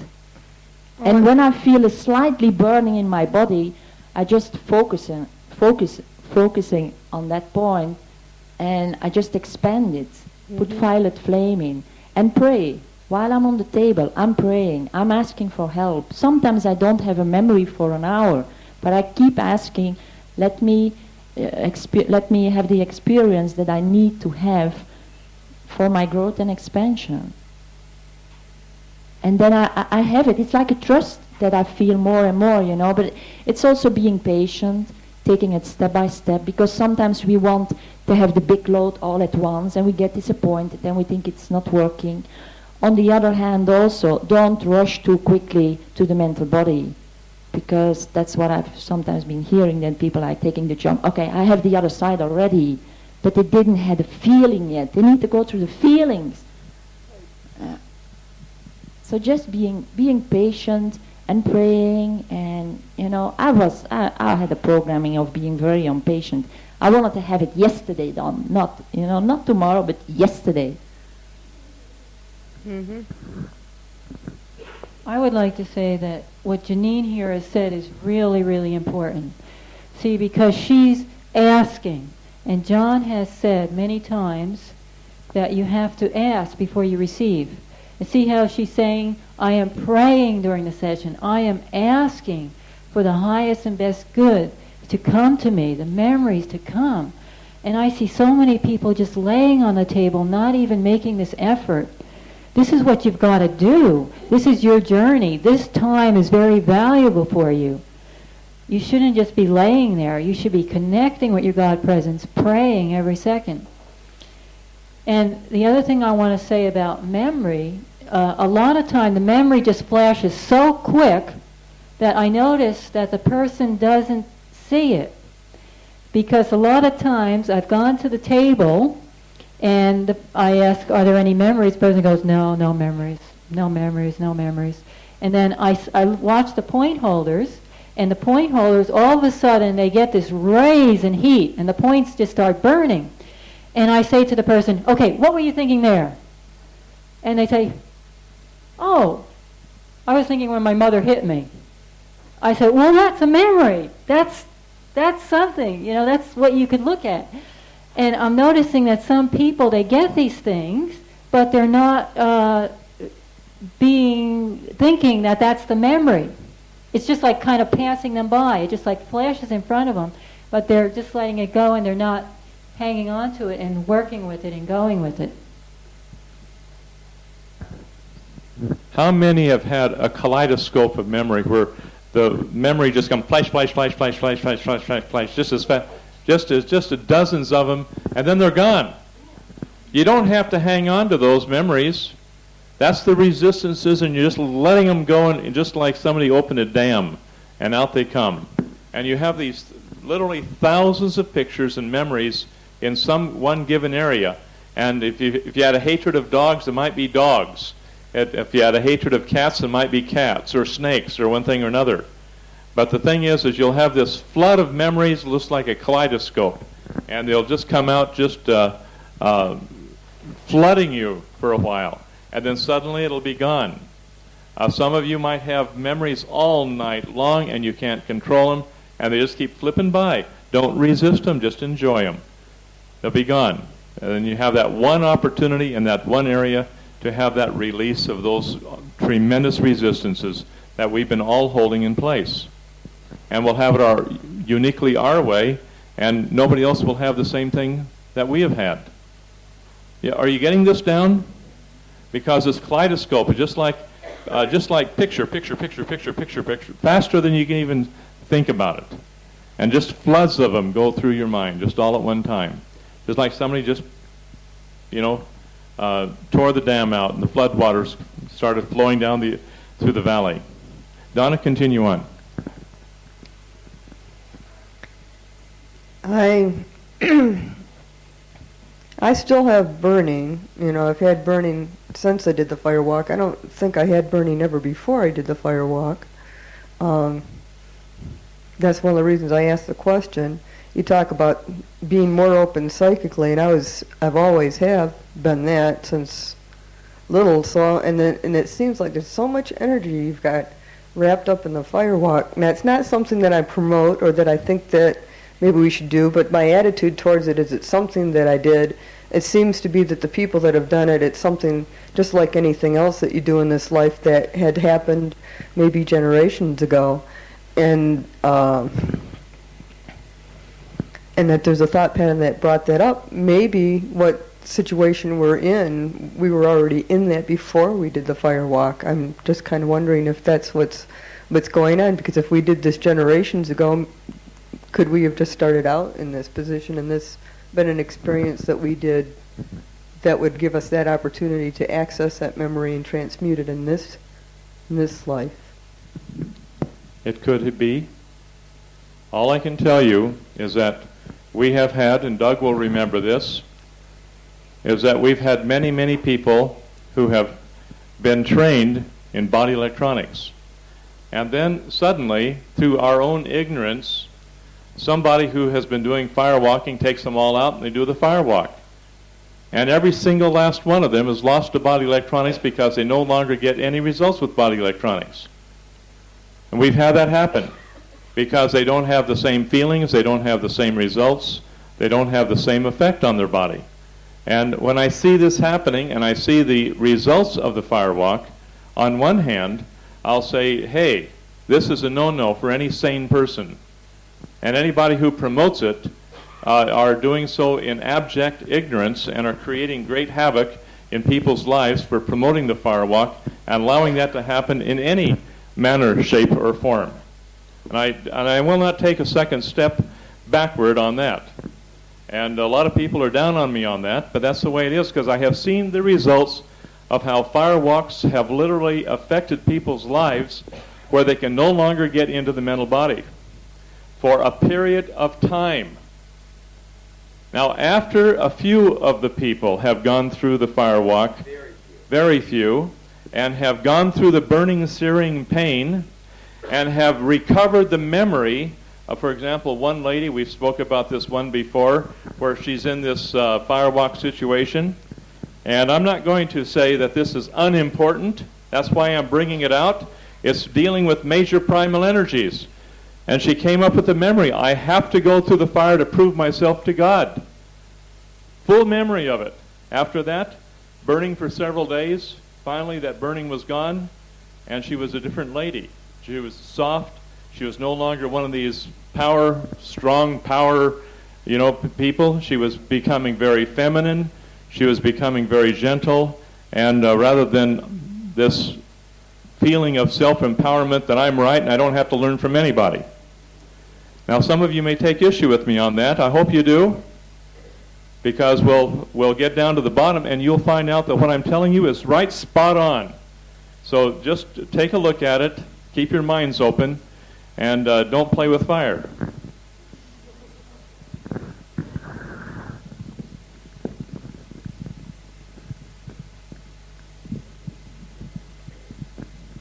Last week in point holding, I remember before getting on the table just feeling so much gratitude for what had happened, and that throughout the whole session, which went for quite a while, I had the violet flame, just the colour violet, appearing constantly, and for many hours there was lots of burning pain, and a lot of emotional things came up, and throughout my whole life I have resisted any sort of pain, whether it was physical or emotional.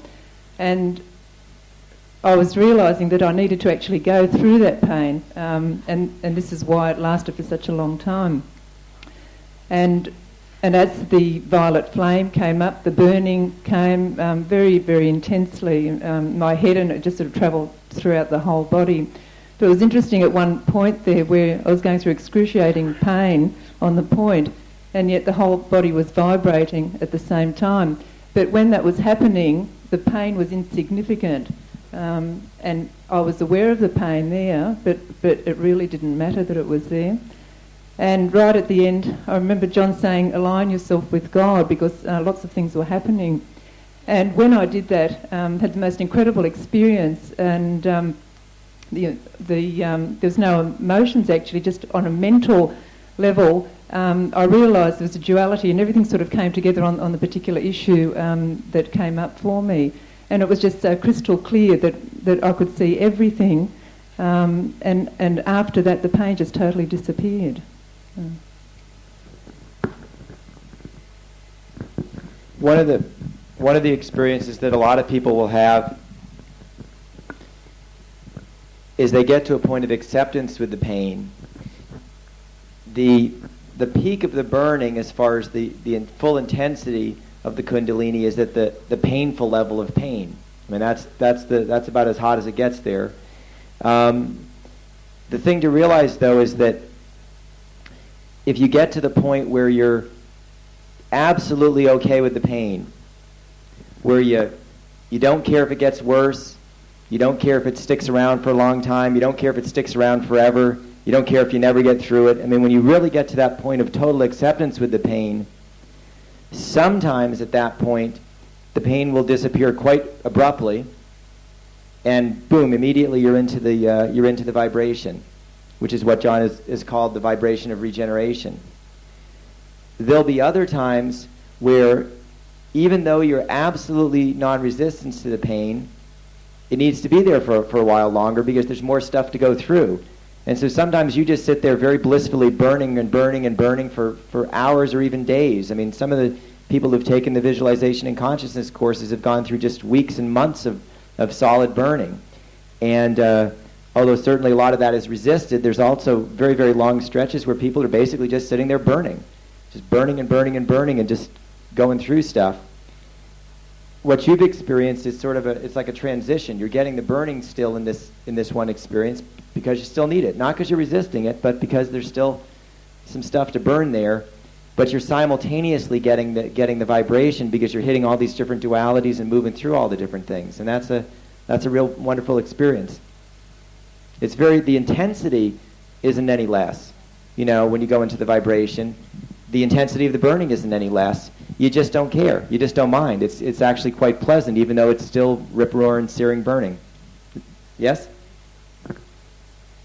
Yeah, I'd like John to go back to the idea of the pain and then the dreams at night, because that's been my experience here. When I had my calf muscles being held for the adrenal, I went through for the first time, I would say a Bali man, I had to cry for the first time and really found myself saying, well, now we're okay, and all those type of things you don't hear from a man. But what then happened during the night was I went through a lot of dreams about my life, my past incidences in my life, that I actually got confused because I was like trying to interpret what does this mean and and it's just now that it seems John is telling me it's actually it was the memory of all those pains I was going through. Am I right? Are you right? I now believe I'm right. Thank you.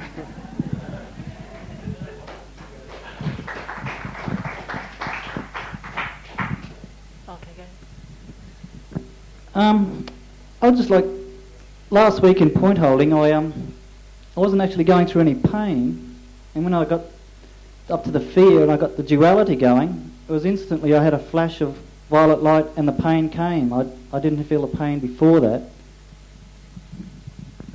But you felt the vibration, sir. And so you already had the vibration in there. where if you're reaching a point, Jeff, in your own individual progression, then you don't feel the pain, you feel an energy flow, which is your vibration. This is the... how many of you folks are into transcendental meditation? Oh, good number of you. Okay.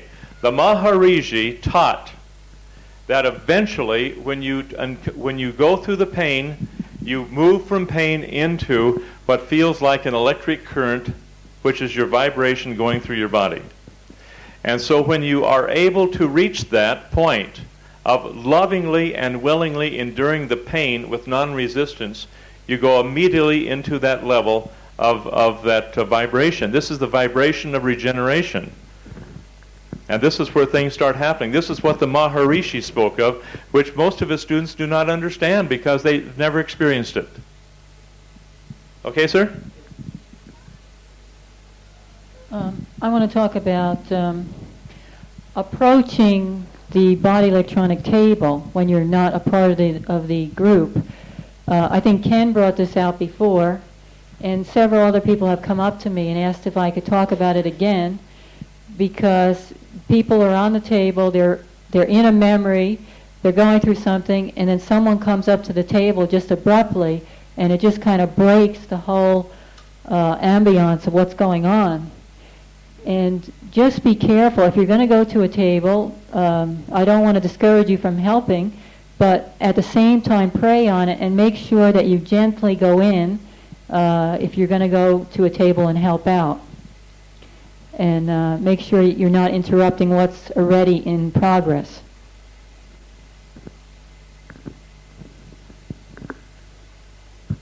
I'd like John to comment on when we experience pain with resistance.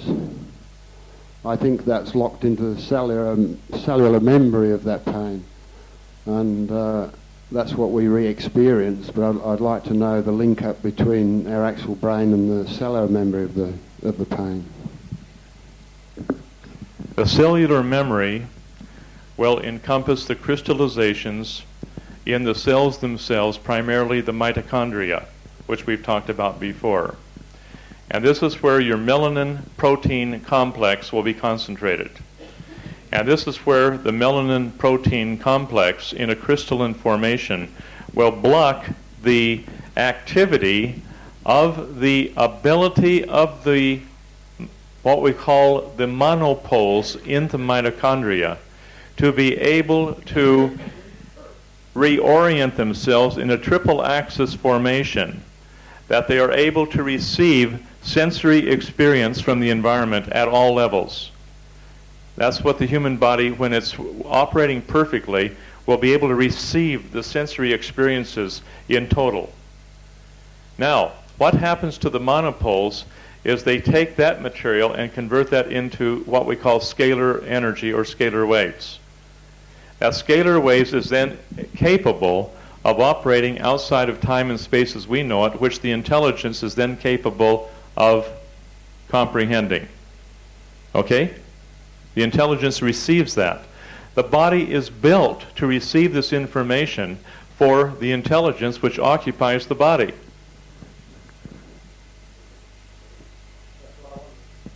You got it? Okay. Now back the other way. When the intelligence is capable of perceiving thought, feeling, and spoken word, all it has to do is think. If the body is pure, then the monopoles will take that information and project it outward. And when that's projected outward, you'll be able to create and manifest that what's going on out there and move things around for a positive point of view, not for self-control or self-aggrandizement. Because if it's used for that purpose, the person destroys himself in the process and can only do that for a short time before he's destroyed. That's why people into black magic and so on destroy themselves very quickly, because they're taking a proper principle and using it for the dark side. You with me, sir?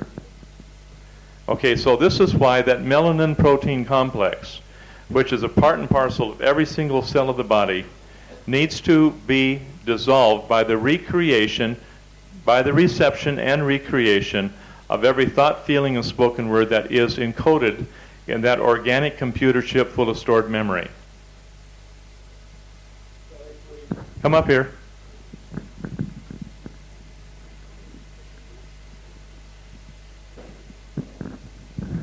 So if we treat the situation with non-resistance, that doesn't create cellular memory then? If you treat something with non-resistance, that's the first step. But you have to choose to receive, which is a very young quality. You have to choose to be in. And then you have to choose to recreate.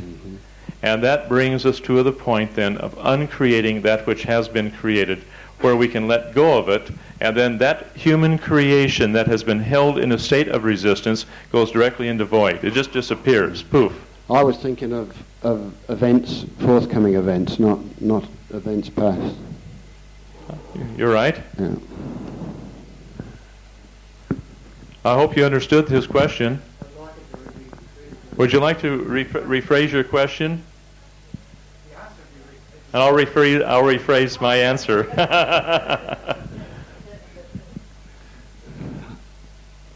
If we treat events with non-resistance, then that's not creating cellular memory. But if we've already treated a situation with resistance, which most of us have, then that is creating cellular memory. And that's what we're actually getting off in point holding, isn't it? That's right. And so when these things, these expectations that we have, where we have resistances, the conditions that we put on life where there are resistances, this creates the future for us. The moment that we commit individually to follow the path of non-resistance in our lives, then all of our human creation goes right into void. And everything that was held together by false pretense goes into dissolution. And you have relationships breaking up, you have jobs changing, you have people changing their locations for their living. And here's where you have to be very careful during this time, because all of those things that were in a state of resistance held there by our own confusions over eons of time, which brought about these karmic relationships that we're all involved in, where the chemistry is there and so on. Once those things are resolved, the chemistry is gone, and then we're taking a look at what do we have to do to create a relationship. And here's where we have to learn to be the creations of our own sparks of joy and happiness, rather than depending upon the chemistry to keep things going, because the chemistry dies as people change consciousness. Does this help? And that relationship can be in economics, it can be in politics, it can be in any part or phase of life. Peter. Having just explained melanin protein complex, can you now tell me about mucoprotein? We covered it. Yes? Totally different. Mucoprotein is just simply undigested protein and undigested carbohydrate. You flood the body with the proper nutrients and it dissolves away. We've covered that fairly thoroughly. I would like to say something here. John brought up the thing on relationships, and somebody asked Yogananda once, why do we have relationships on earth? And his reply was that it gives us the opportunity to put out that unconditional love to someone, so that we can further transfer that to loving God. Repeat. Right. It's a stepping stone. He said that we have that opportunity when you meet that person and you want to do everything for them. You have that unconditional love. It gives you a taste of that unconditional love that you can later transfer into loving God, and bringing that same joy that you feel when you meet that person, that spark you feel. You've got to then transfer that into all of your life, which is God, which is everything. So you're transferring that spark, that happiness, that love that you find when you meet someone and you want to give them and you want to do things for them, transferring that into everything. And that was his reply. I would add, with his perfect consent, with no conditions and no expectations. Just to get it right in my mind, the answer to Peter's question was your introduction to the. Oh, sorry, guys. When When John was answering Peter's question about the mitochondria and the cellular level memories, etc., I was hearing a little bit of an introduction into the actual physical conditions and discipline of diet, and I'd like John to just see whether that's. The answer seemed to me to be quickly gone into the spiritual, and I quite accept that as being valid. However, I was hearing, or maybe I've been putting it into my own head, that your cellular level, the crystallizations, etc., were determined by diet. The cellular level and the crystallization is determined by God. By God.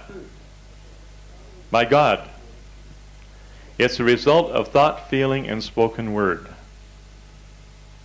Now our diet has something to do with it, but it's determined by the God presence in every human being.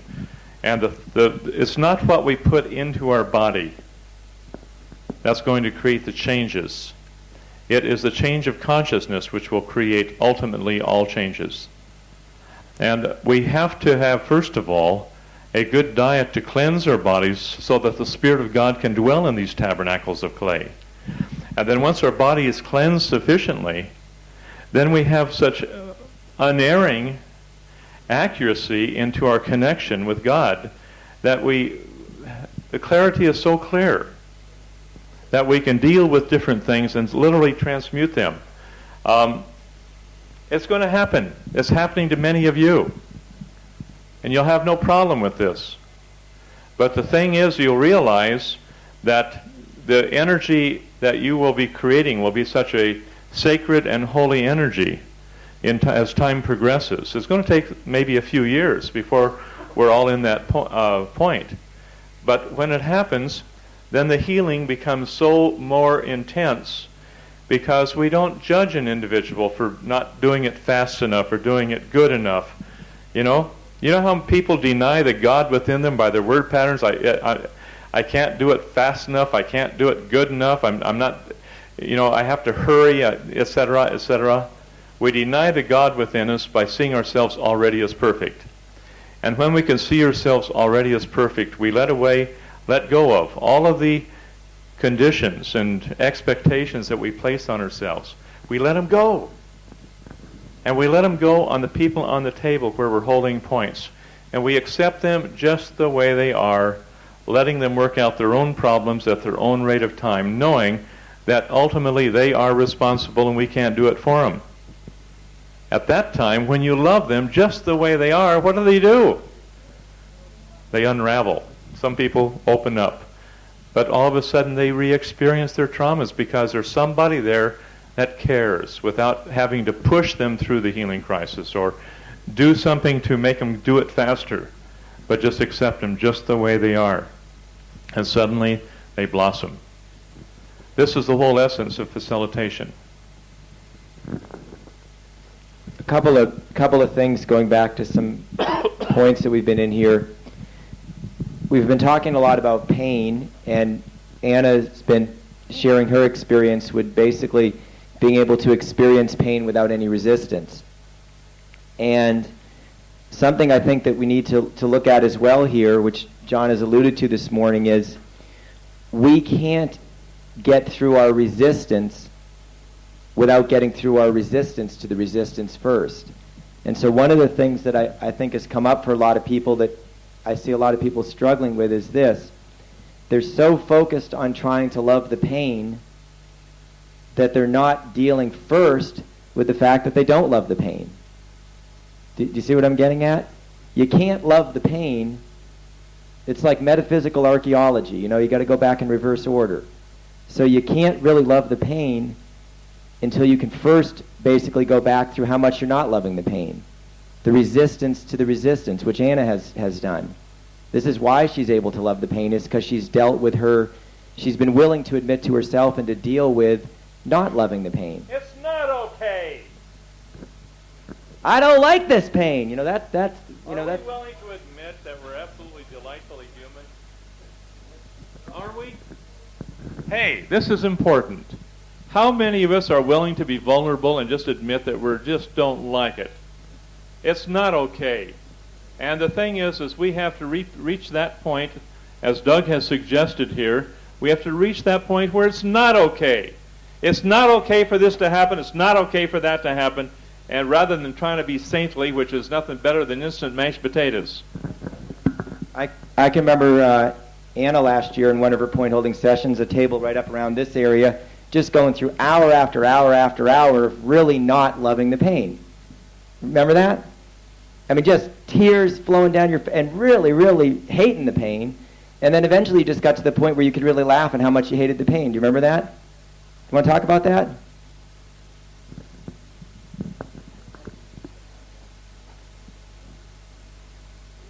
Was this before or after D-Day? I think it's before.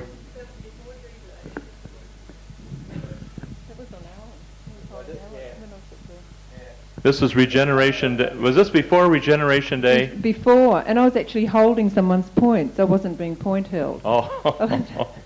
I was actually holding someone's points, and I went to do this massive healing process, and I remember my arm just vibrating like this, and I came unplugged, and somebody stuck my hand back on, and I was just screaming in pain. I remember Doug sort of sitting there, and I was coughing up stuff, and I was crying, and all the pain, and I remember him saying, I love the pain. This is after a while, but I was hating the pain. It was a lot of emotional pain I was going through as well as physical, and he just let me go through it. I just sat there, just went through the whole thing, and the point holding continued. Oh, I don't know. I lost count. I was on that point for about 8 hours. 8 hours. No, it was several hours. But after a while, I remember Doug saying, just, how do you feel about the pain? And I just started laughing, and I was just so totally enthusiastic about the pain, and then the pain just went.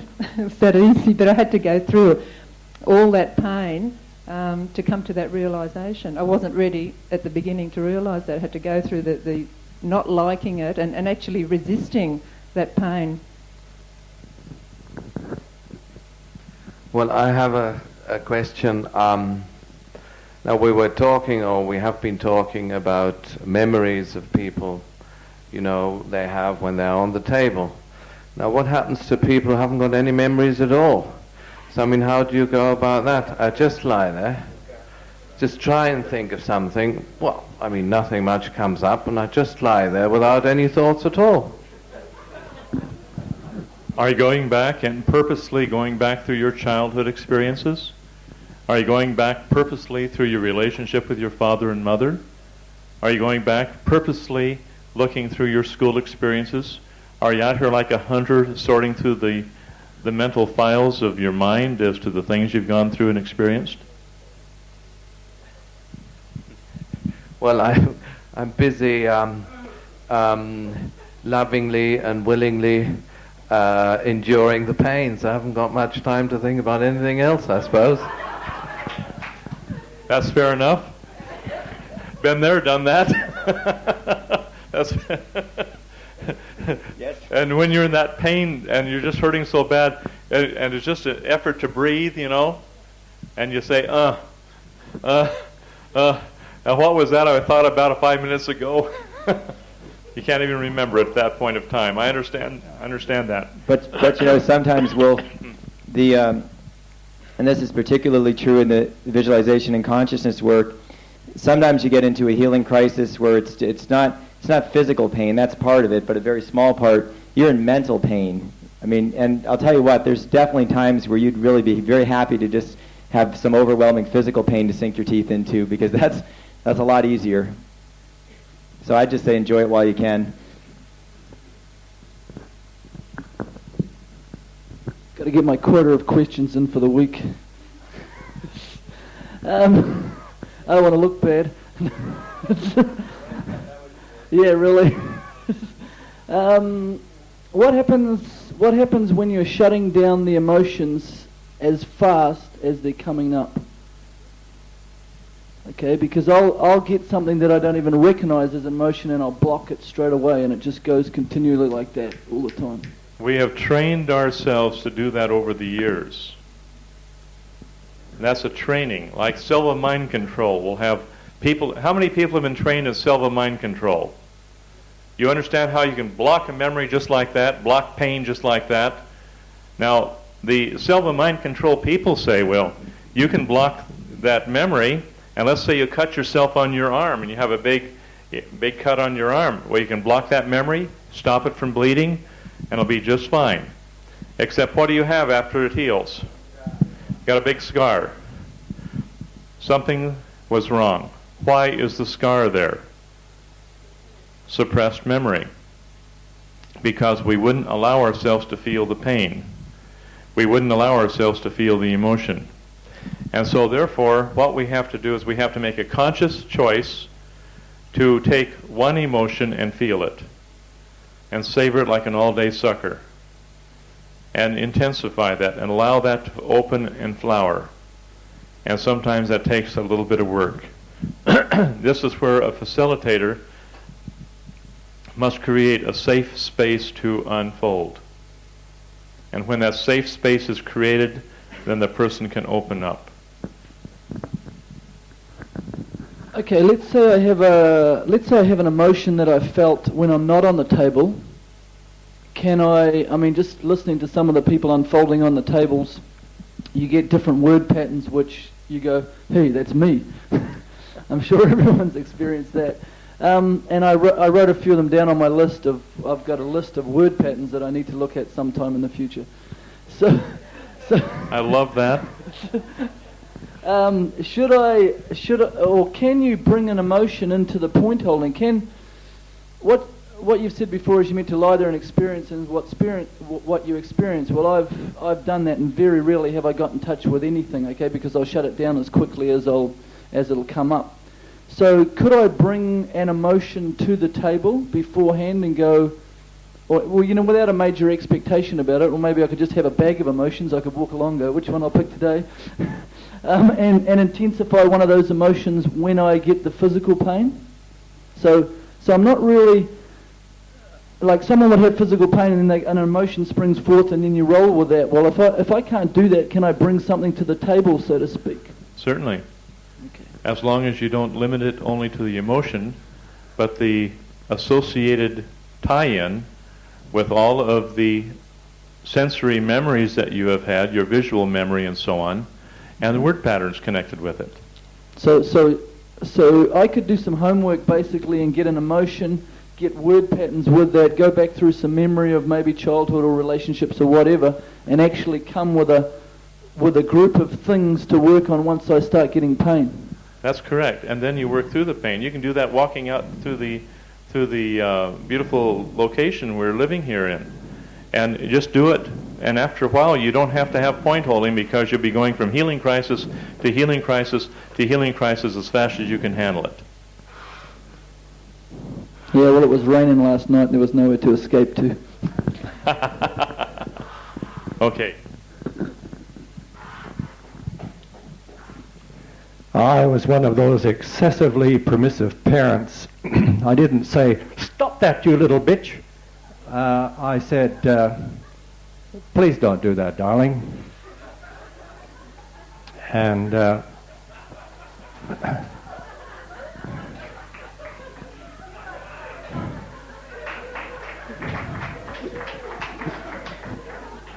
on the whole, it was very successful.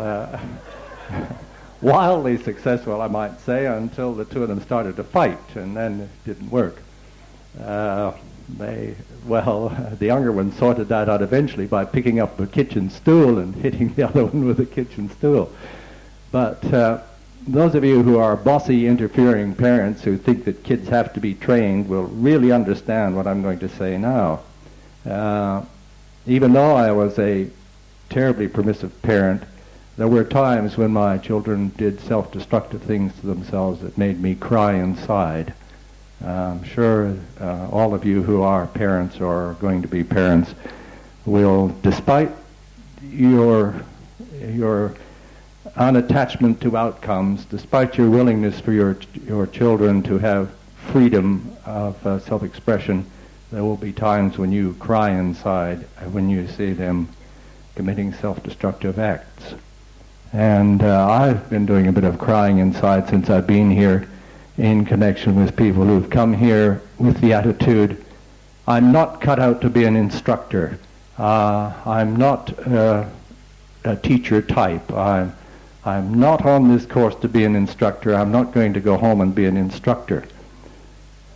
This is an instructor's course, and that's what it's called. And I don't care who you are and how inappropriate it is for you to be an instructor. When you get home, people will know that you've been on an instructor's course. And it will be a bloody miracle if they don't expect you to be an instructor sometime. And when they do, they're going to be asking you questions that you need to have answers for. That's for sure. And boy, if you've gone home with the attitude, I can't teach and I'm not an instructor, you're going to find that you're going to have to do it unprepared. And it would have been a lot better if you'd been prepared. Couldn't be better. Thank you, John. Can't you just see John as a school principal? That John. School board? Yeah.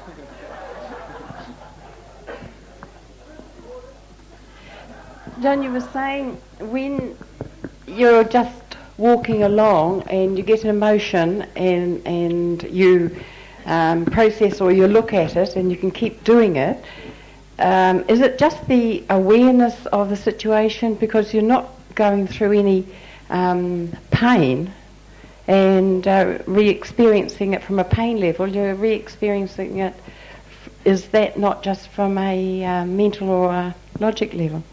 I'm a bit confused there. You have to look at the overall thing in perspective. Okay, Anne, listen very carefully. I'm going to be very outrageous here for a minute, all right? First of all, we're responsible for ourselves and our own emotions. I'm talking now from experience. Okay, and we become aware of who we are. We become aware of our own immortality. As a spirit, we've lived. From eternity, we shall live to eternity. We become aware of that beyond any doubt whatsoever. And after we become aware of that, we become aware of all of our emotions, all of our feelings, and they're with us, but we don't resist them anymore. There are exceptions when we go through healing crisis because the resistances that we haven't dealt with come back to haunt us, so to speak. But let's take a look at this beautiful little native bush out here. We're now a part of that. We're part of the people in here. Then we have our families. We have our children. Okay? Now we expand our awareness to where we are aware of our DNA and how that is in relationship to those that we have fathered or those that we're related to at some level. Cousins, brothers, sisters, siblings. And we begin to encompass all of that with non-resistance and saying, hey, this is a part of God in operation. And I can love my relations just the way they are. I don't have to fight and fume with them anymore. And then you go out to a group level where you're active in different church groups, different organizations where you're supporting these church groups and supporting these organizations as best you can. And you're then incorporating yourself with all of those people and feeling their emotions. Okay, then you're dealing with the realization of all mankind. That's the fourth level. And all of a sudden you don't see yourself as a person who is you see yourself as a sovereign citizen. You see yourself as black. You see yourself as white. You see yourself as red. You see yourself as yellow. And you're no longer just Anne Braid. You're a person that has been all things to all people, virtually. And still are, but we don't recognize it. Because the things that we have done in the past, we have set those into motion, which are still coming about. Because when we were yellow, we had yellow kids. Where are those kids today, and where are their ancestors? Where's their children? They're all tied into us. We cannot escape that. Or let's say that we lived in India and we were dark, okay? And we had children in India. What happened to all those kids? They've had grandkids and great-grandkids. There's probably 5,000 to 20,000 descendants from our children. And we're still tied into those. The same thing is true with black. The same thing is true with red. Now, at that point of time, it's not just our emotions, but we realize that emotional feeling we have now an expanded understanding. An expanded understanding that emotion goes outside of ourselves to the human race. Then we move on out into animal life. And we see the different animals. And we no longer look at them as something separate from ourselves, but we see ourselves as their protectors so that they can live their lives properly, that the spirit that is within the animal bodies can fulfill their full measure of creation, rather than being turned over to the slaughter to have people's cannibalistic palates taken care of. Ooh, do you feel that resistance? The cannibalistic palates? If you understood the nature of the beast that you're eating, you'd never kill another animal to eat or allow yourself to partake of that. Now, after you get through that animal kingdom and work through that aspect of your life, then you take a look at these plants out here.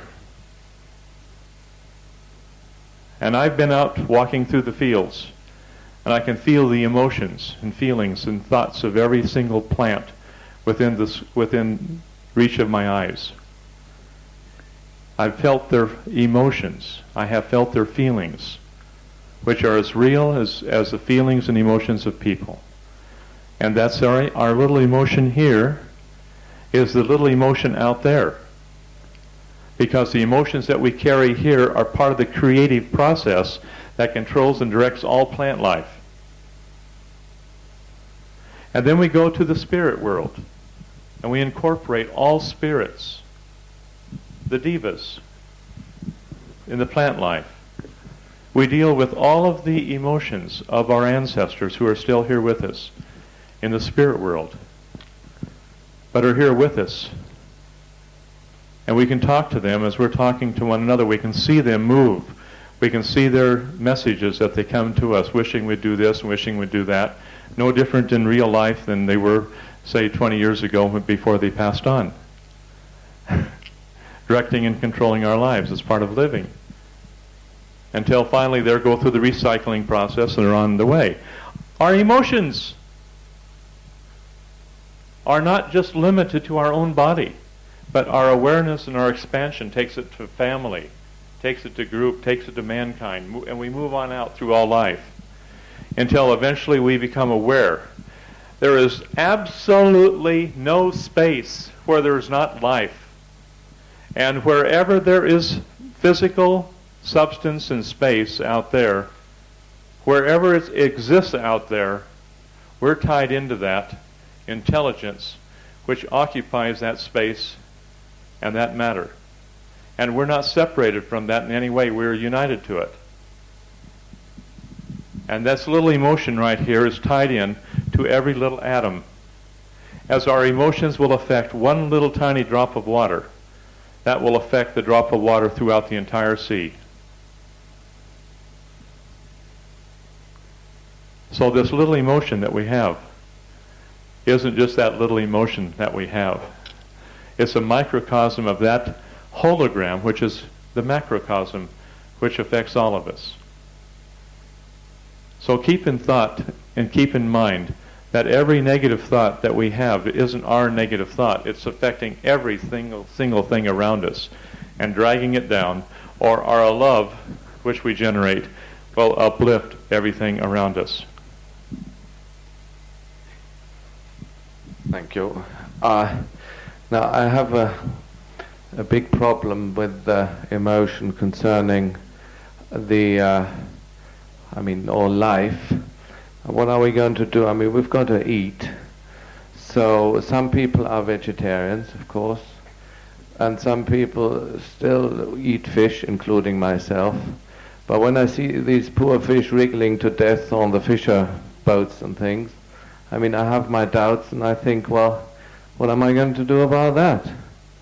And plants are, of course, living things. So obviously, I mean, we've got to eat plants. I feel emotions too. But where do we draw the line? I mean, you draw the line, say, with red meat. I would agree with this, but I also think that fish is a living thing. So, well, I shouldn't really eat fish either. So, I mean, where do we, again, draw the line? Technically, we should draw the line with plants, because the plants feel greatly enhanced if they allow to be of service to human beings by sustaining their life. Now, that's not quite so with animal life, because we stop the progression of the spirit by eating the flesh of that animal, whether it be a fish or red meat. And so technically, we should not be eating fish. Now, let's say that you're a heavy meat eater, and you've got a carcass here that was raised on meat 3 times a day. There is a wisdom here that if you take something from the freezer and plunge it into hot water, it'll break. And oftentimes we hurry ourselves along the path of progression too fast, and we break under our desire to abide laws that we're not yet qualified to live.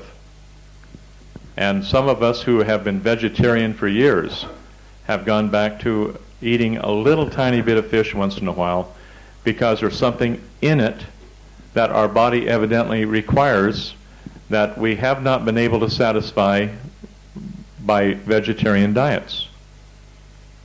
Now, perhaps the grain fields will help that to be satisfied. But still, there are some things in fish. Now, what's making it easier for me is that the fish are all polluted now. This is what all the reports are. And so I'd much rather not eat fish out of a humanitarian cause than to be forced not to eat it because of pollution factors. But yet, fish, eventually, we will eliminate from our diet when we're ready to. But if we come off of a heavy meat-eating diet, you better go through the fish, that fish level for a while until you can come into a proper vegetarian diet where all of the food is there. The substances in the food that we need to preserve our health. You study the Ayurvedic type of diets in India and the different body builds and the requirements of the body builds. I think there is a reasonable withdrawal, if I can use that word, from heavy meats to eventually a vegetarian diet. But I do not believe it should be done overnight because people's health crack and they don't recover from it. I think that we should have a certain amount of care involved in moving from a meat eating to a vegetarian diet. Does that help you, Wolf?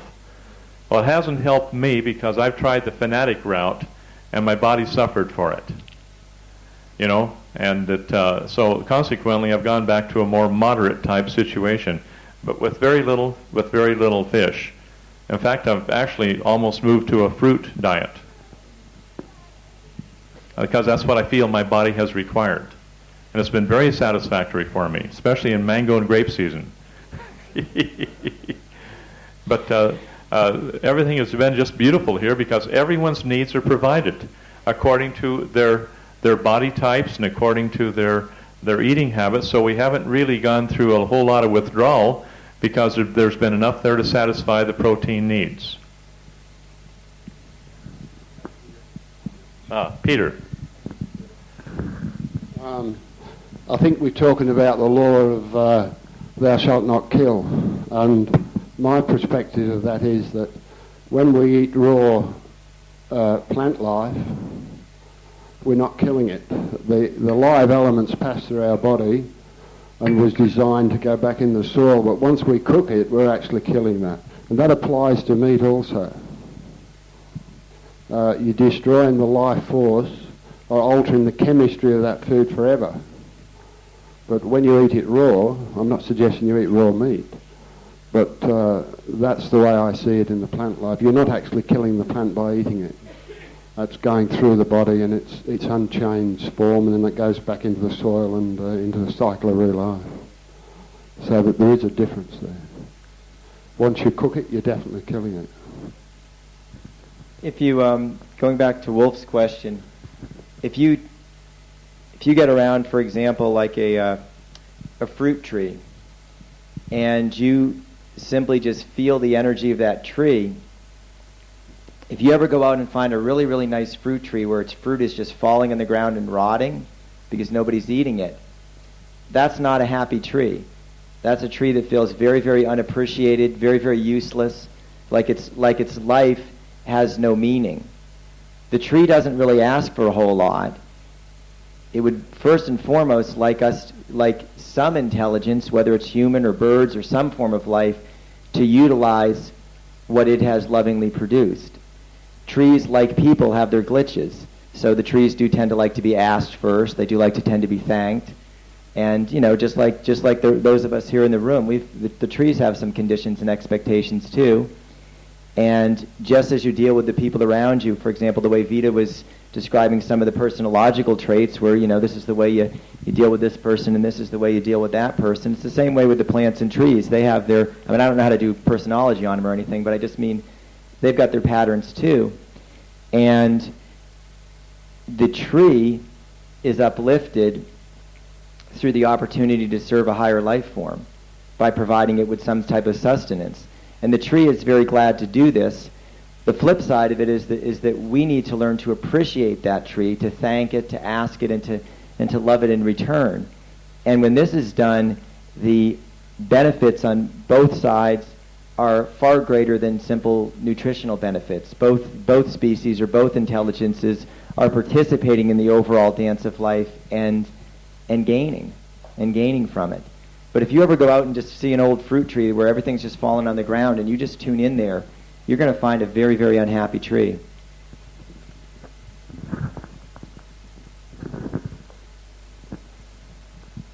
Can I say something about trees before? Is this on trees? No. Okay, well, I understand what Doug is saying, but I think also the fruit falls to the ground to fertilize the tree. And I've never thought of the tree as unhappy. I've experienced it. I have too. Absolutely. Yeah? Emotionally, they're very upset that they're not appreciated for their offerings. Can you say that? The tree, I have experienced its deep unhappiness because of its lack of fulfillment of its creation. It is here to give fruit. In Ezekiel, it says, the fruit of the herb is to be used as meat for man, the leaf thereof for medicine. And when these things are not being fulfilled properly, then the trees, the plants, and so on are very, very unhappy because they're not fulfilling their creation. Because how do they grow? Are you aware how the spirit within a plant grows? There's a law of sacrifice. I hope you keep this in your mind. There's a law of sacrifice that you'll have the elevation in the progression of a spirit by a spirit willingly giving its substance for the survival of a higher form. And so when a plant, I'm talking now about plants, give of their substance for the survival of a higher form such as man, then that plant is elevated because of its sacrifice to preserve the life of a higher form. And the spirit then is able to move upward in its progression and growth.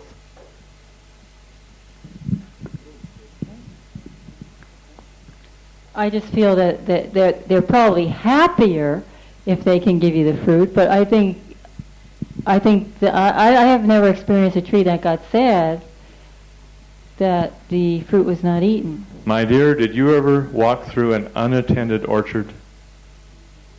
No. No. Very depressive.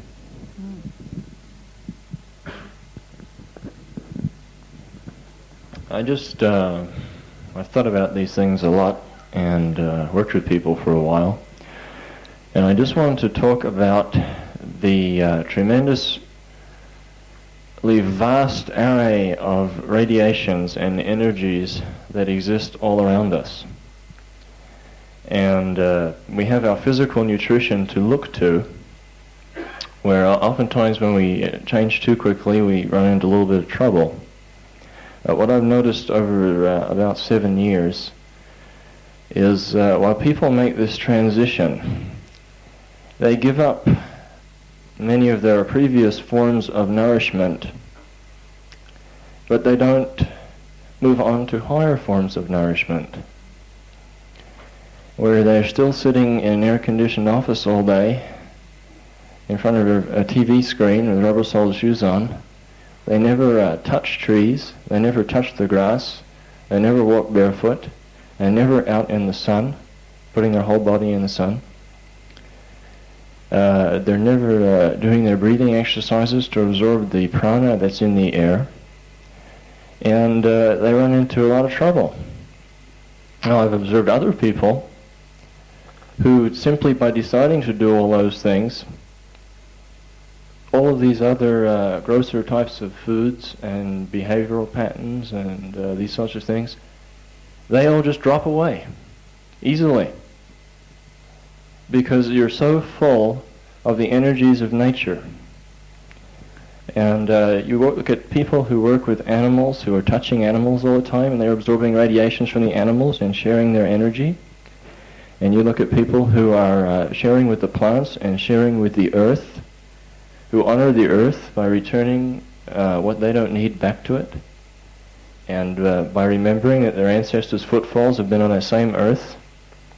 And these people make a lovely, gentle kind of a transition, and it's just it can be quite surprisingly rapid, where they just stop eating meat and they're breathing deeper, and they're absorbed all of these radiations from the world around them, and they haven't remained unconscious to them. And so I just wanted to share that with you, where your breathing is very important, absorbing the energies from the earth and the sun is very important, and touching the trees and animals that are around, that are your brothers and sisters, is important. Thank you, Kyle.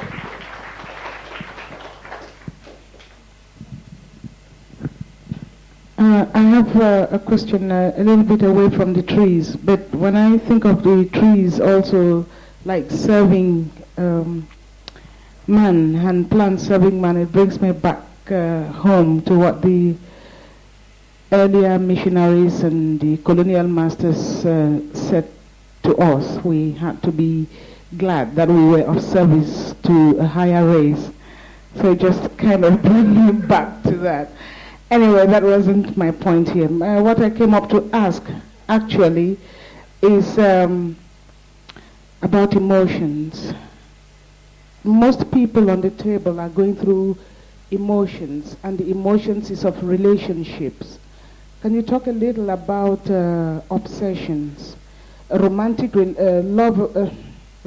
love, and universal love? A person falls in love, and it happened to me a long time. I fall in love today with a nice guy, and after a couple of weeks or months, it is like, did I feel this for him? It's gone. So what's that? I mean, the feeling is like fluctuating. You feel emotionally attached to one person and you think, well, he is the world and nothing else exists. Then after a couple of whatever, you start realizing that he is just not the one for you, or that kind of stuff. So what's this? I haven't learned all that yet. Shall I open my mouth and get damned by everybody? No, we don't dare open our mouths on these things, because this is such an individual thing and so complex that we daren't make any comment whatsoever on that. We'll talk about that maybe a little bit later. Anita, of course, do you have opinions?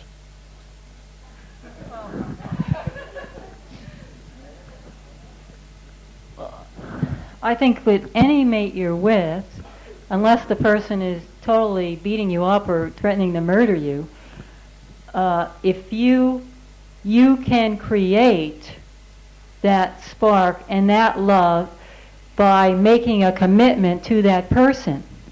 That's what it takes. It takes that commitment, and with that commitment, then each day you bring that joy, you bring that love, you bring that into the relationship. Every person you meet, you're going to be infatuated with for the first couple weeks, and then that's going to wear off.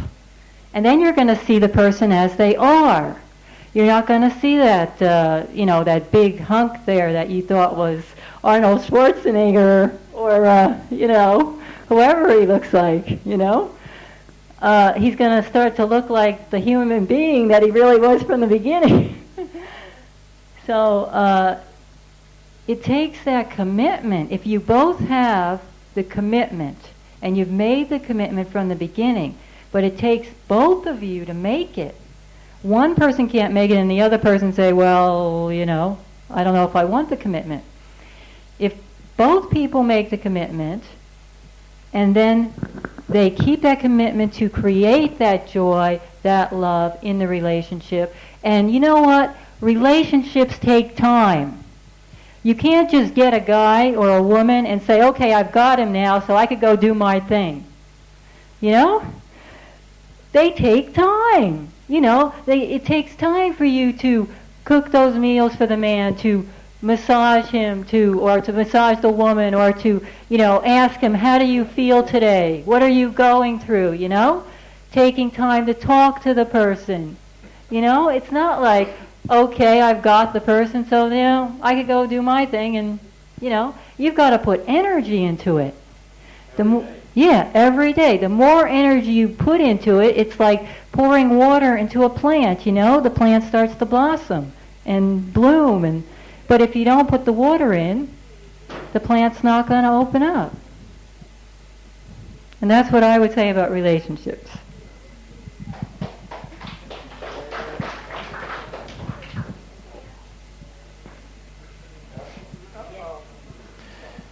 It's sheer foolishness on a part of a man and a woman to not realize that the chemistry that brought them together is going to be very short-lived. Because a lot of people get that initial spark, the chemistry that's there, they get that karmic attraction which pulls the two together, and after a while that karmic attraction is over and done with, and then the person has to take a look and say, what have I got here? Who is this person now that all the outer masks are down? And here's where you have to really work at developing a relationship, when the spark is gone. Now, you find people in certain parts of the world where they're damned fools because they would throw away an opportunity to learn how to overcome the reactive mechanisms in a relationship. And they go out, and the things that they resist in a relationship, they then go out and find somebody else where the chemistry is, and they make the same mistake over and over and over. Rather than staying with that one person and working by commitment and say, let's work this out, let's learn to love each other. The chemistry is gone. Okay. Well, where'd the chemistry go? It was all karmic. Now the time is, here's where the proof is in the pudding. What can you do to create the love, where the love just doesn't come from a reactive rise in the pants? Is that clear enough? Okay, it's just the way it is. And after that rise in the pants is no longer active there, and the person says, who's this sitting across the breakfast table from me this morning? You know, what do? I says, that chemistry is gone. Now that'll happen. And then what do? You start developing a relationship based upon a much higher principle. You get to know who the person is. You take time to find out, well, what are their needs, what are their desires, and what are their wants. And then you find out that we have been programmed, if from a man's point of view, I want it all my way, and lady, you had better knuckle under. Hey, that's only going to last for 5 minutes, and that lady's out the door free as a bird. Or the lady says, I want it all my way, and you better knuckle under. You can rest well assured that the man says, no way. This is spoiled brat attitudes. This is nothing but spoiled brat attitudes where people have never been under the whiplash of necessity. They've never been under hardship. They've always had everything they've ever wanted, and they don't realize the opportunities they have right in front of them as they're out looking for the little situation out there for somebody else to give them that little spark that will never really fully materialize. Maybe for a short time, and then they're off again to somebody else. And then they'll come back to the person they left, and they say, I've gone from the frying pan into the fire. But by that time, it's too late. Now, so as far as relationships are concerned, it doesn't matter who you are married to as long as you have a commitment to work together in unity and to face the future and the world around in a very, very wonderful manner, hand in hand. And it doesn't matter. The thing that does matter is learning how to create the love that supersedes the chemistry, that overrides the chemistry. And that is the most difficult thing to do, because what oftentimes happens is one person barks at another person, and the other person withdraws into their shell, and then by withdrawing, what are we doing? We're not loving, and we're pushing the other person away, and the other person by barking is pushing the other person away. And then it goes back and forth, and then there's a double push each way where both are into their wallowing and they're feeling bad because the other person feels a certain way. Where is unconditional love? If you can't make it work in a relationship, you'll never make it work in reality out there in the world. And a relationship is there for helping us individually to overcome our faults and failings. Now, you can go out here and run and get all of the little astrological charts you want to find out who your best mate is. Anita here, we've been together for a long time. Our charts are diametrically opposed to each other, and if somebody looks at her chart and looks at my chart, it would never give us a chance. Total opposites in every respect, everything, everywhere down the line. We have learned to appreciate that opposition and say, how delightful. I never understood that before. And we scratch our heads and say, you're different than I am. And we nod our heads, yes, we're different. And then we find, now how can we learn how to overcome this difference?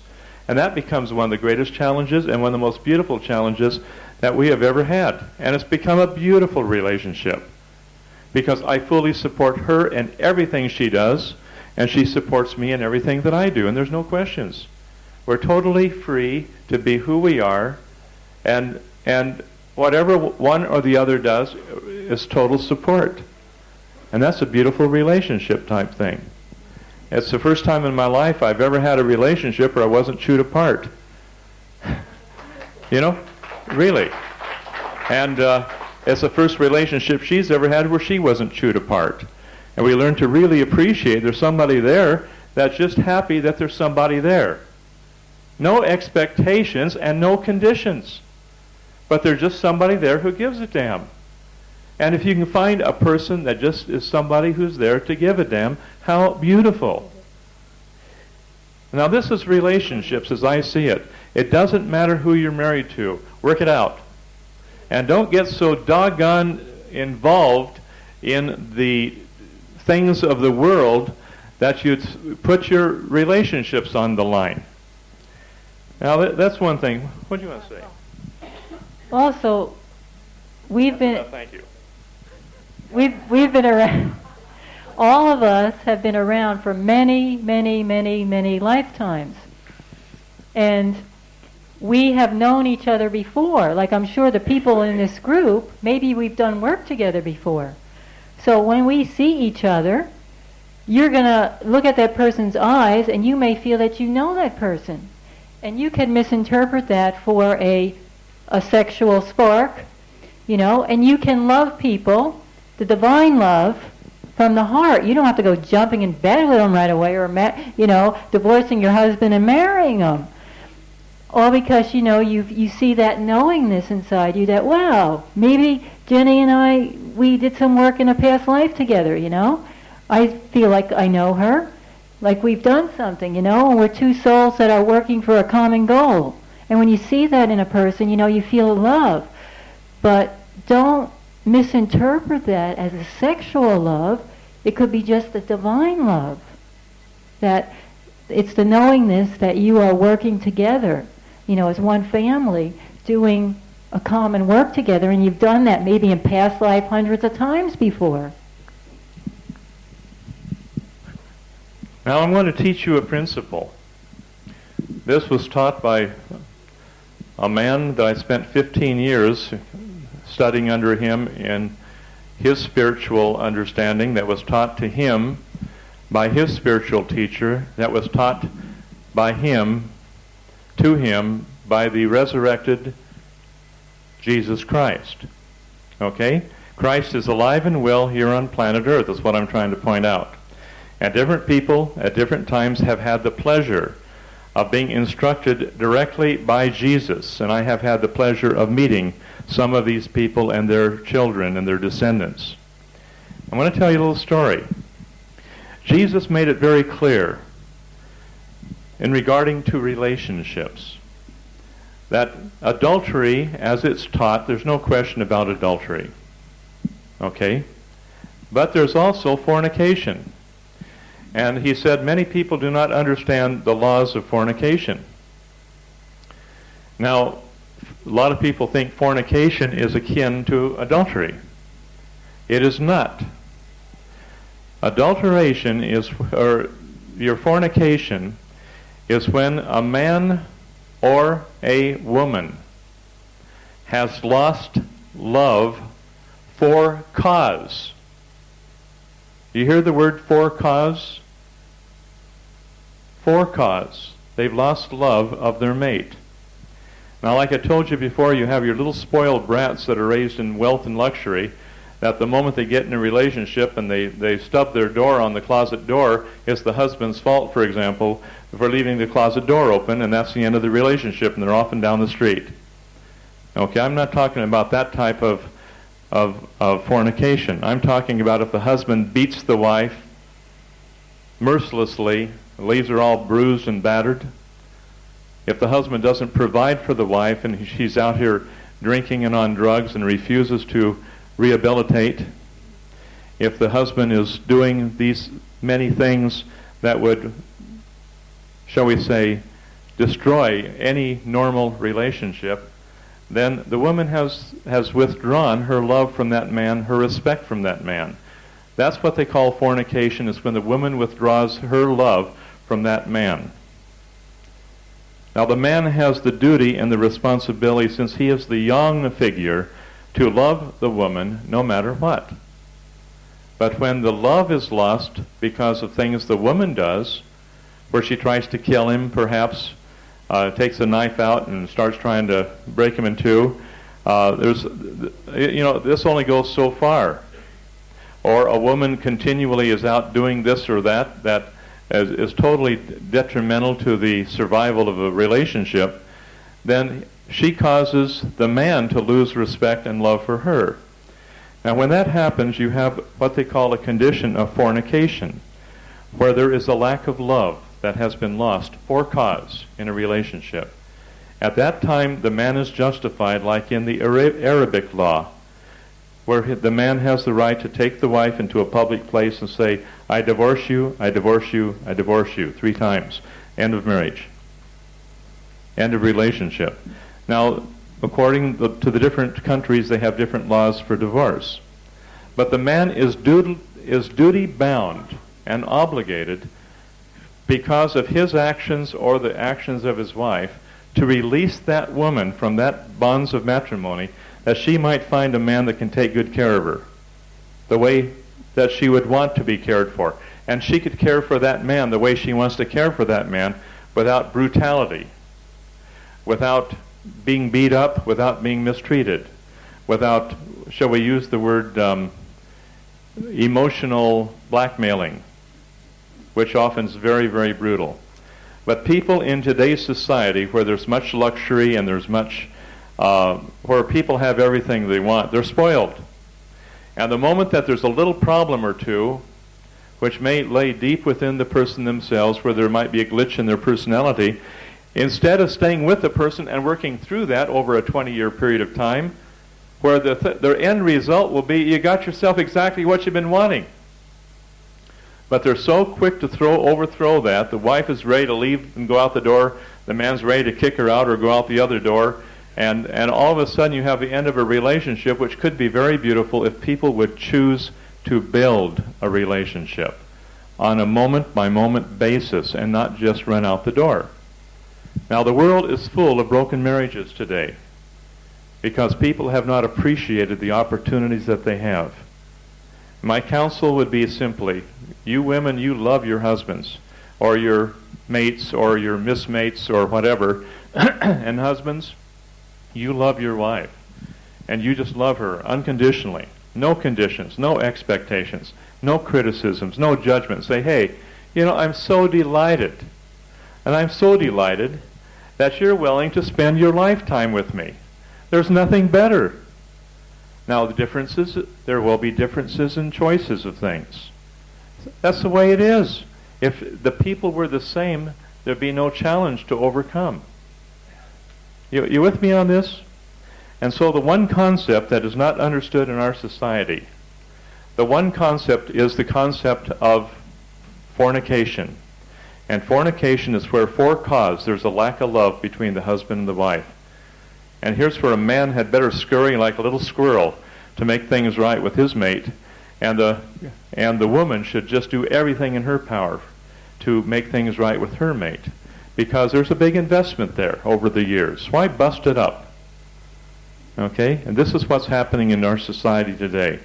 Because of little infractions that don't amount to a hell of beans, people are ready to overthrow something they've spent several years in developing. They have children by that relationship and so on. And they're willing to overthrow it because of our feelings. What are our feelings? Our reactions. And our reactions have real, heavy-duty controls over us, including our chemical reactions that destroy our ability to really understand. Our chemistries are powerful. It keeps us in a state of continual reaction and misery, and we don't understand it. And when you get into relationships, Esther, I hesitate to say anything because they're all so individual and different. And we're also justified in what we do, aren't we? We're all justified in what we do. And maybe we're right, maybe we're wrong, and maybe it doesn't make any difference if we're right or wrong, depending on what we learn from it, provided we learn from it. So these are things we want to look at from a position of non-judgment, from a position of non-criticism, and certainly non-condemnation. But it's a principle that we need to look at. That the whole thing that overcomes the problem is unconditional love and unconditional forgiveness. I say that again. It doesn't matter what the man has done. It doesn't matter what the woman has done. Unconditional forgiveness. Let it go. If you're going to stick with that lout, then by golly, love him. If you're going to stick with that wench, then by golly, love her and forgive her for everything that she's ever done and let it go. And the same thing goes. Unconditional love from this moment on. No criticism. Never let criticism enter your heart. It destroys relationships faster than anything I know. Never let any criticism, condemnation, judgment enter your hearts. It destroys. It does not build. It doesn't help. It doesn't help to grow. And so you're different. Look at the flowers in the garden. The difference in the flowers make that garden beautiful. And such it is with the lives that we live. So, Esther, I hope I've answered your question satisfactorily. A little bit, anyway. Just a little bit. Tape change?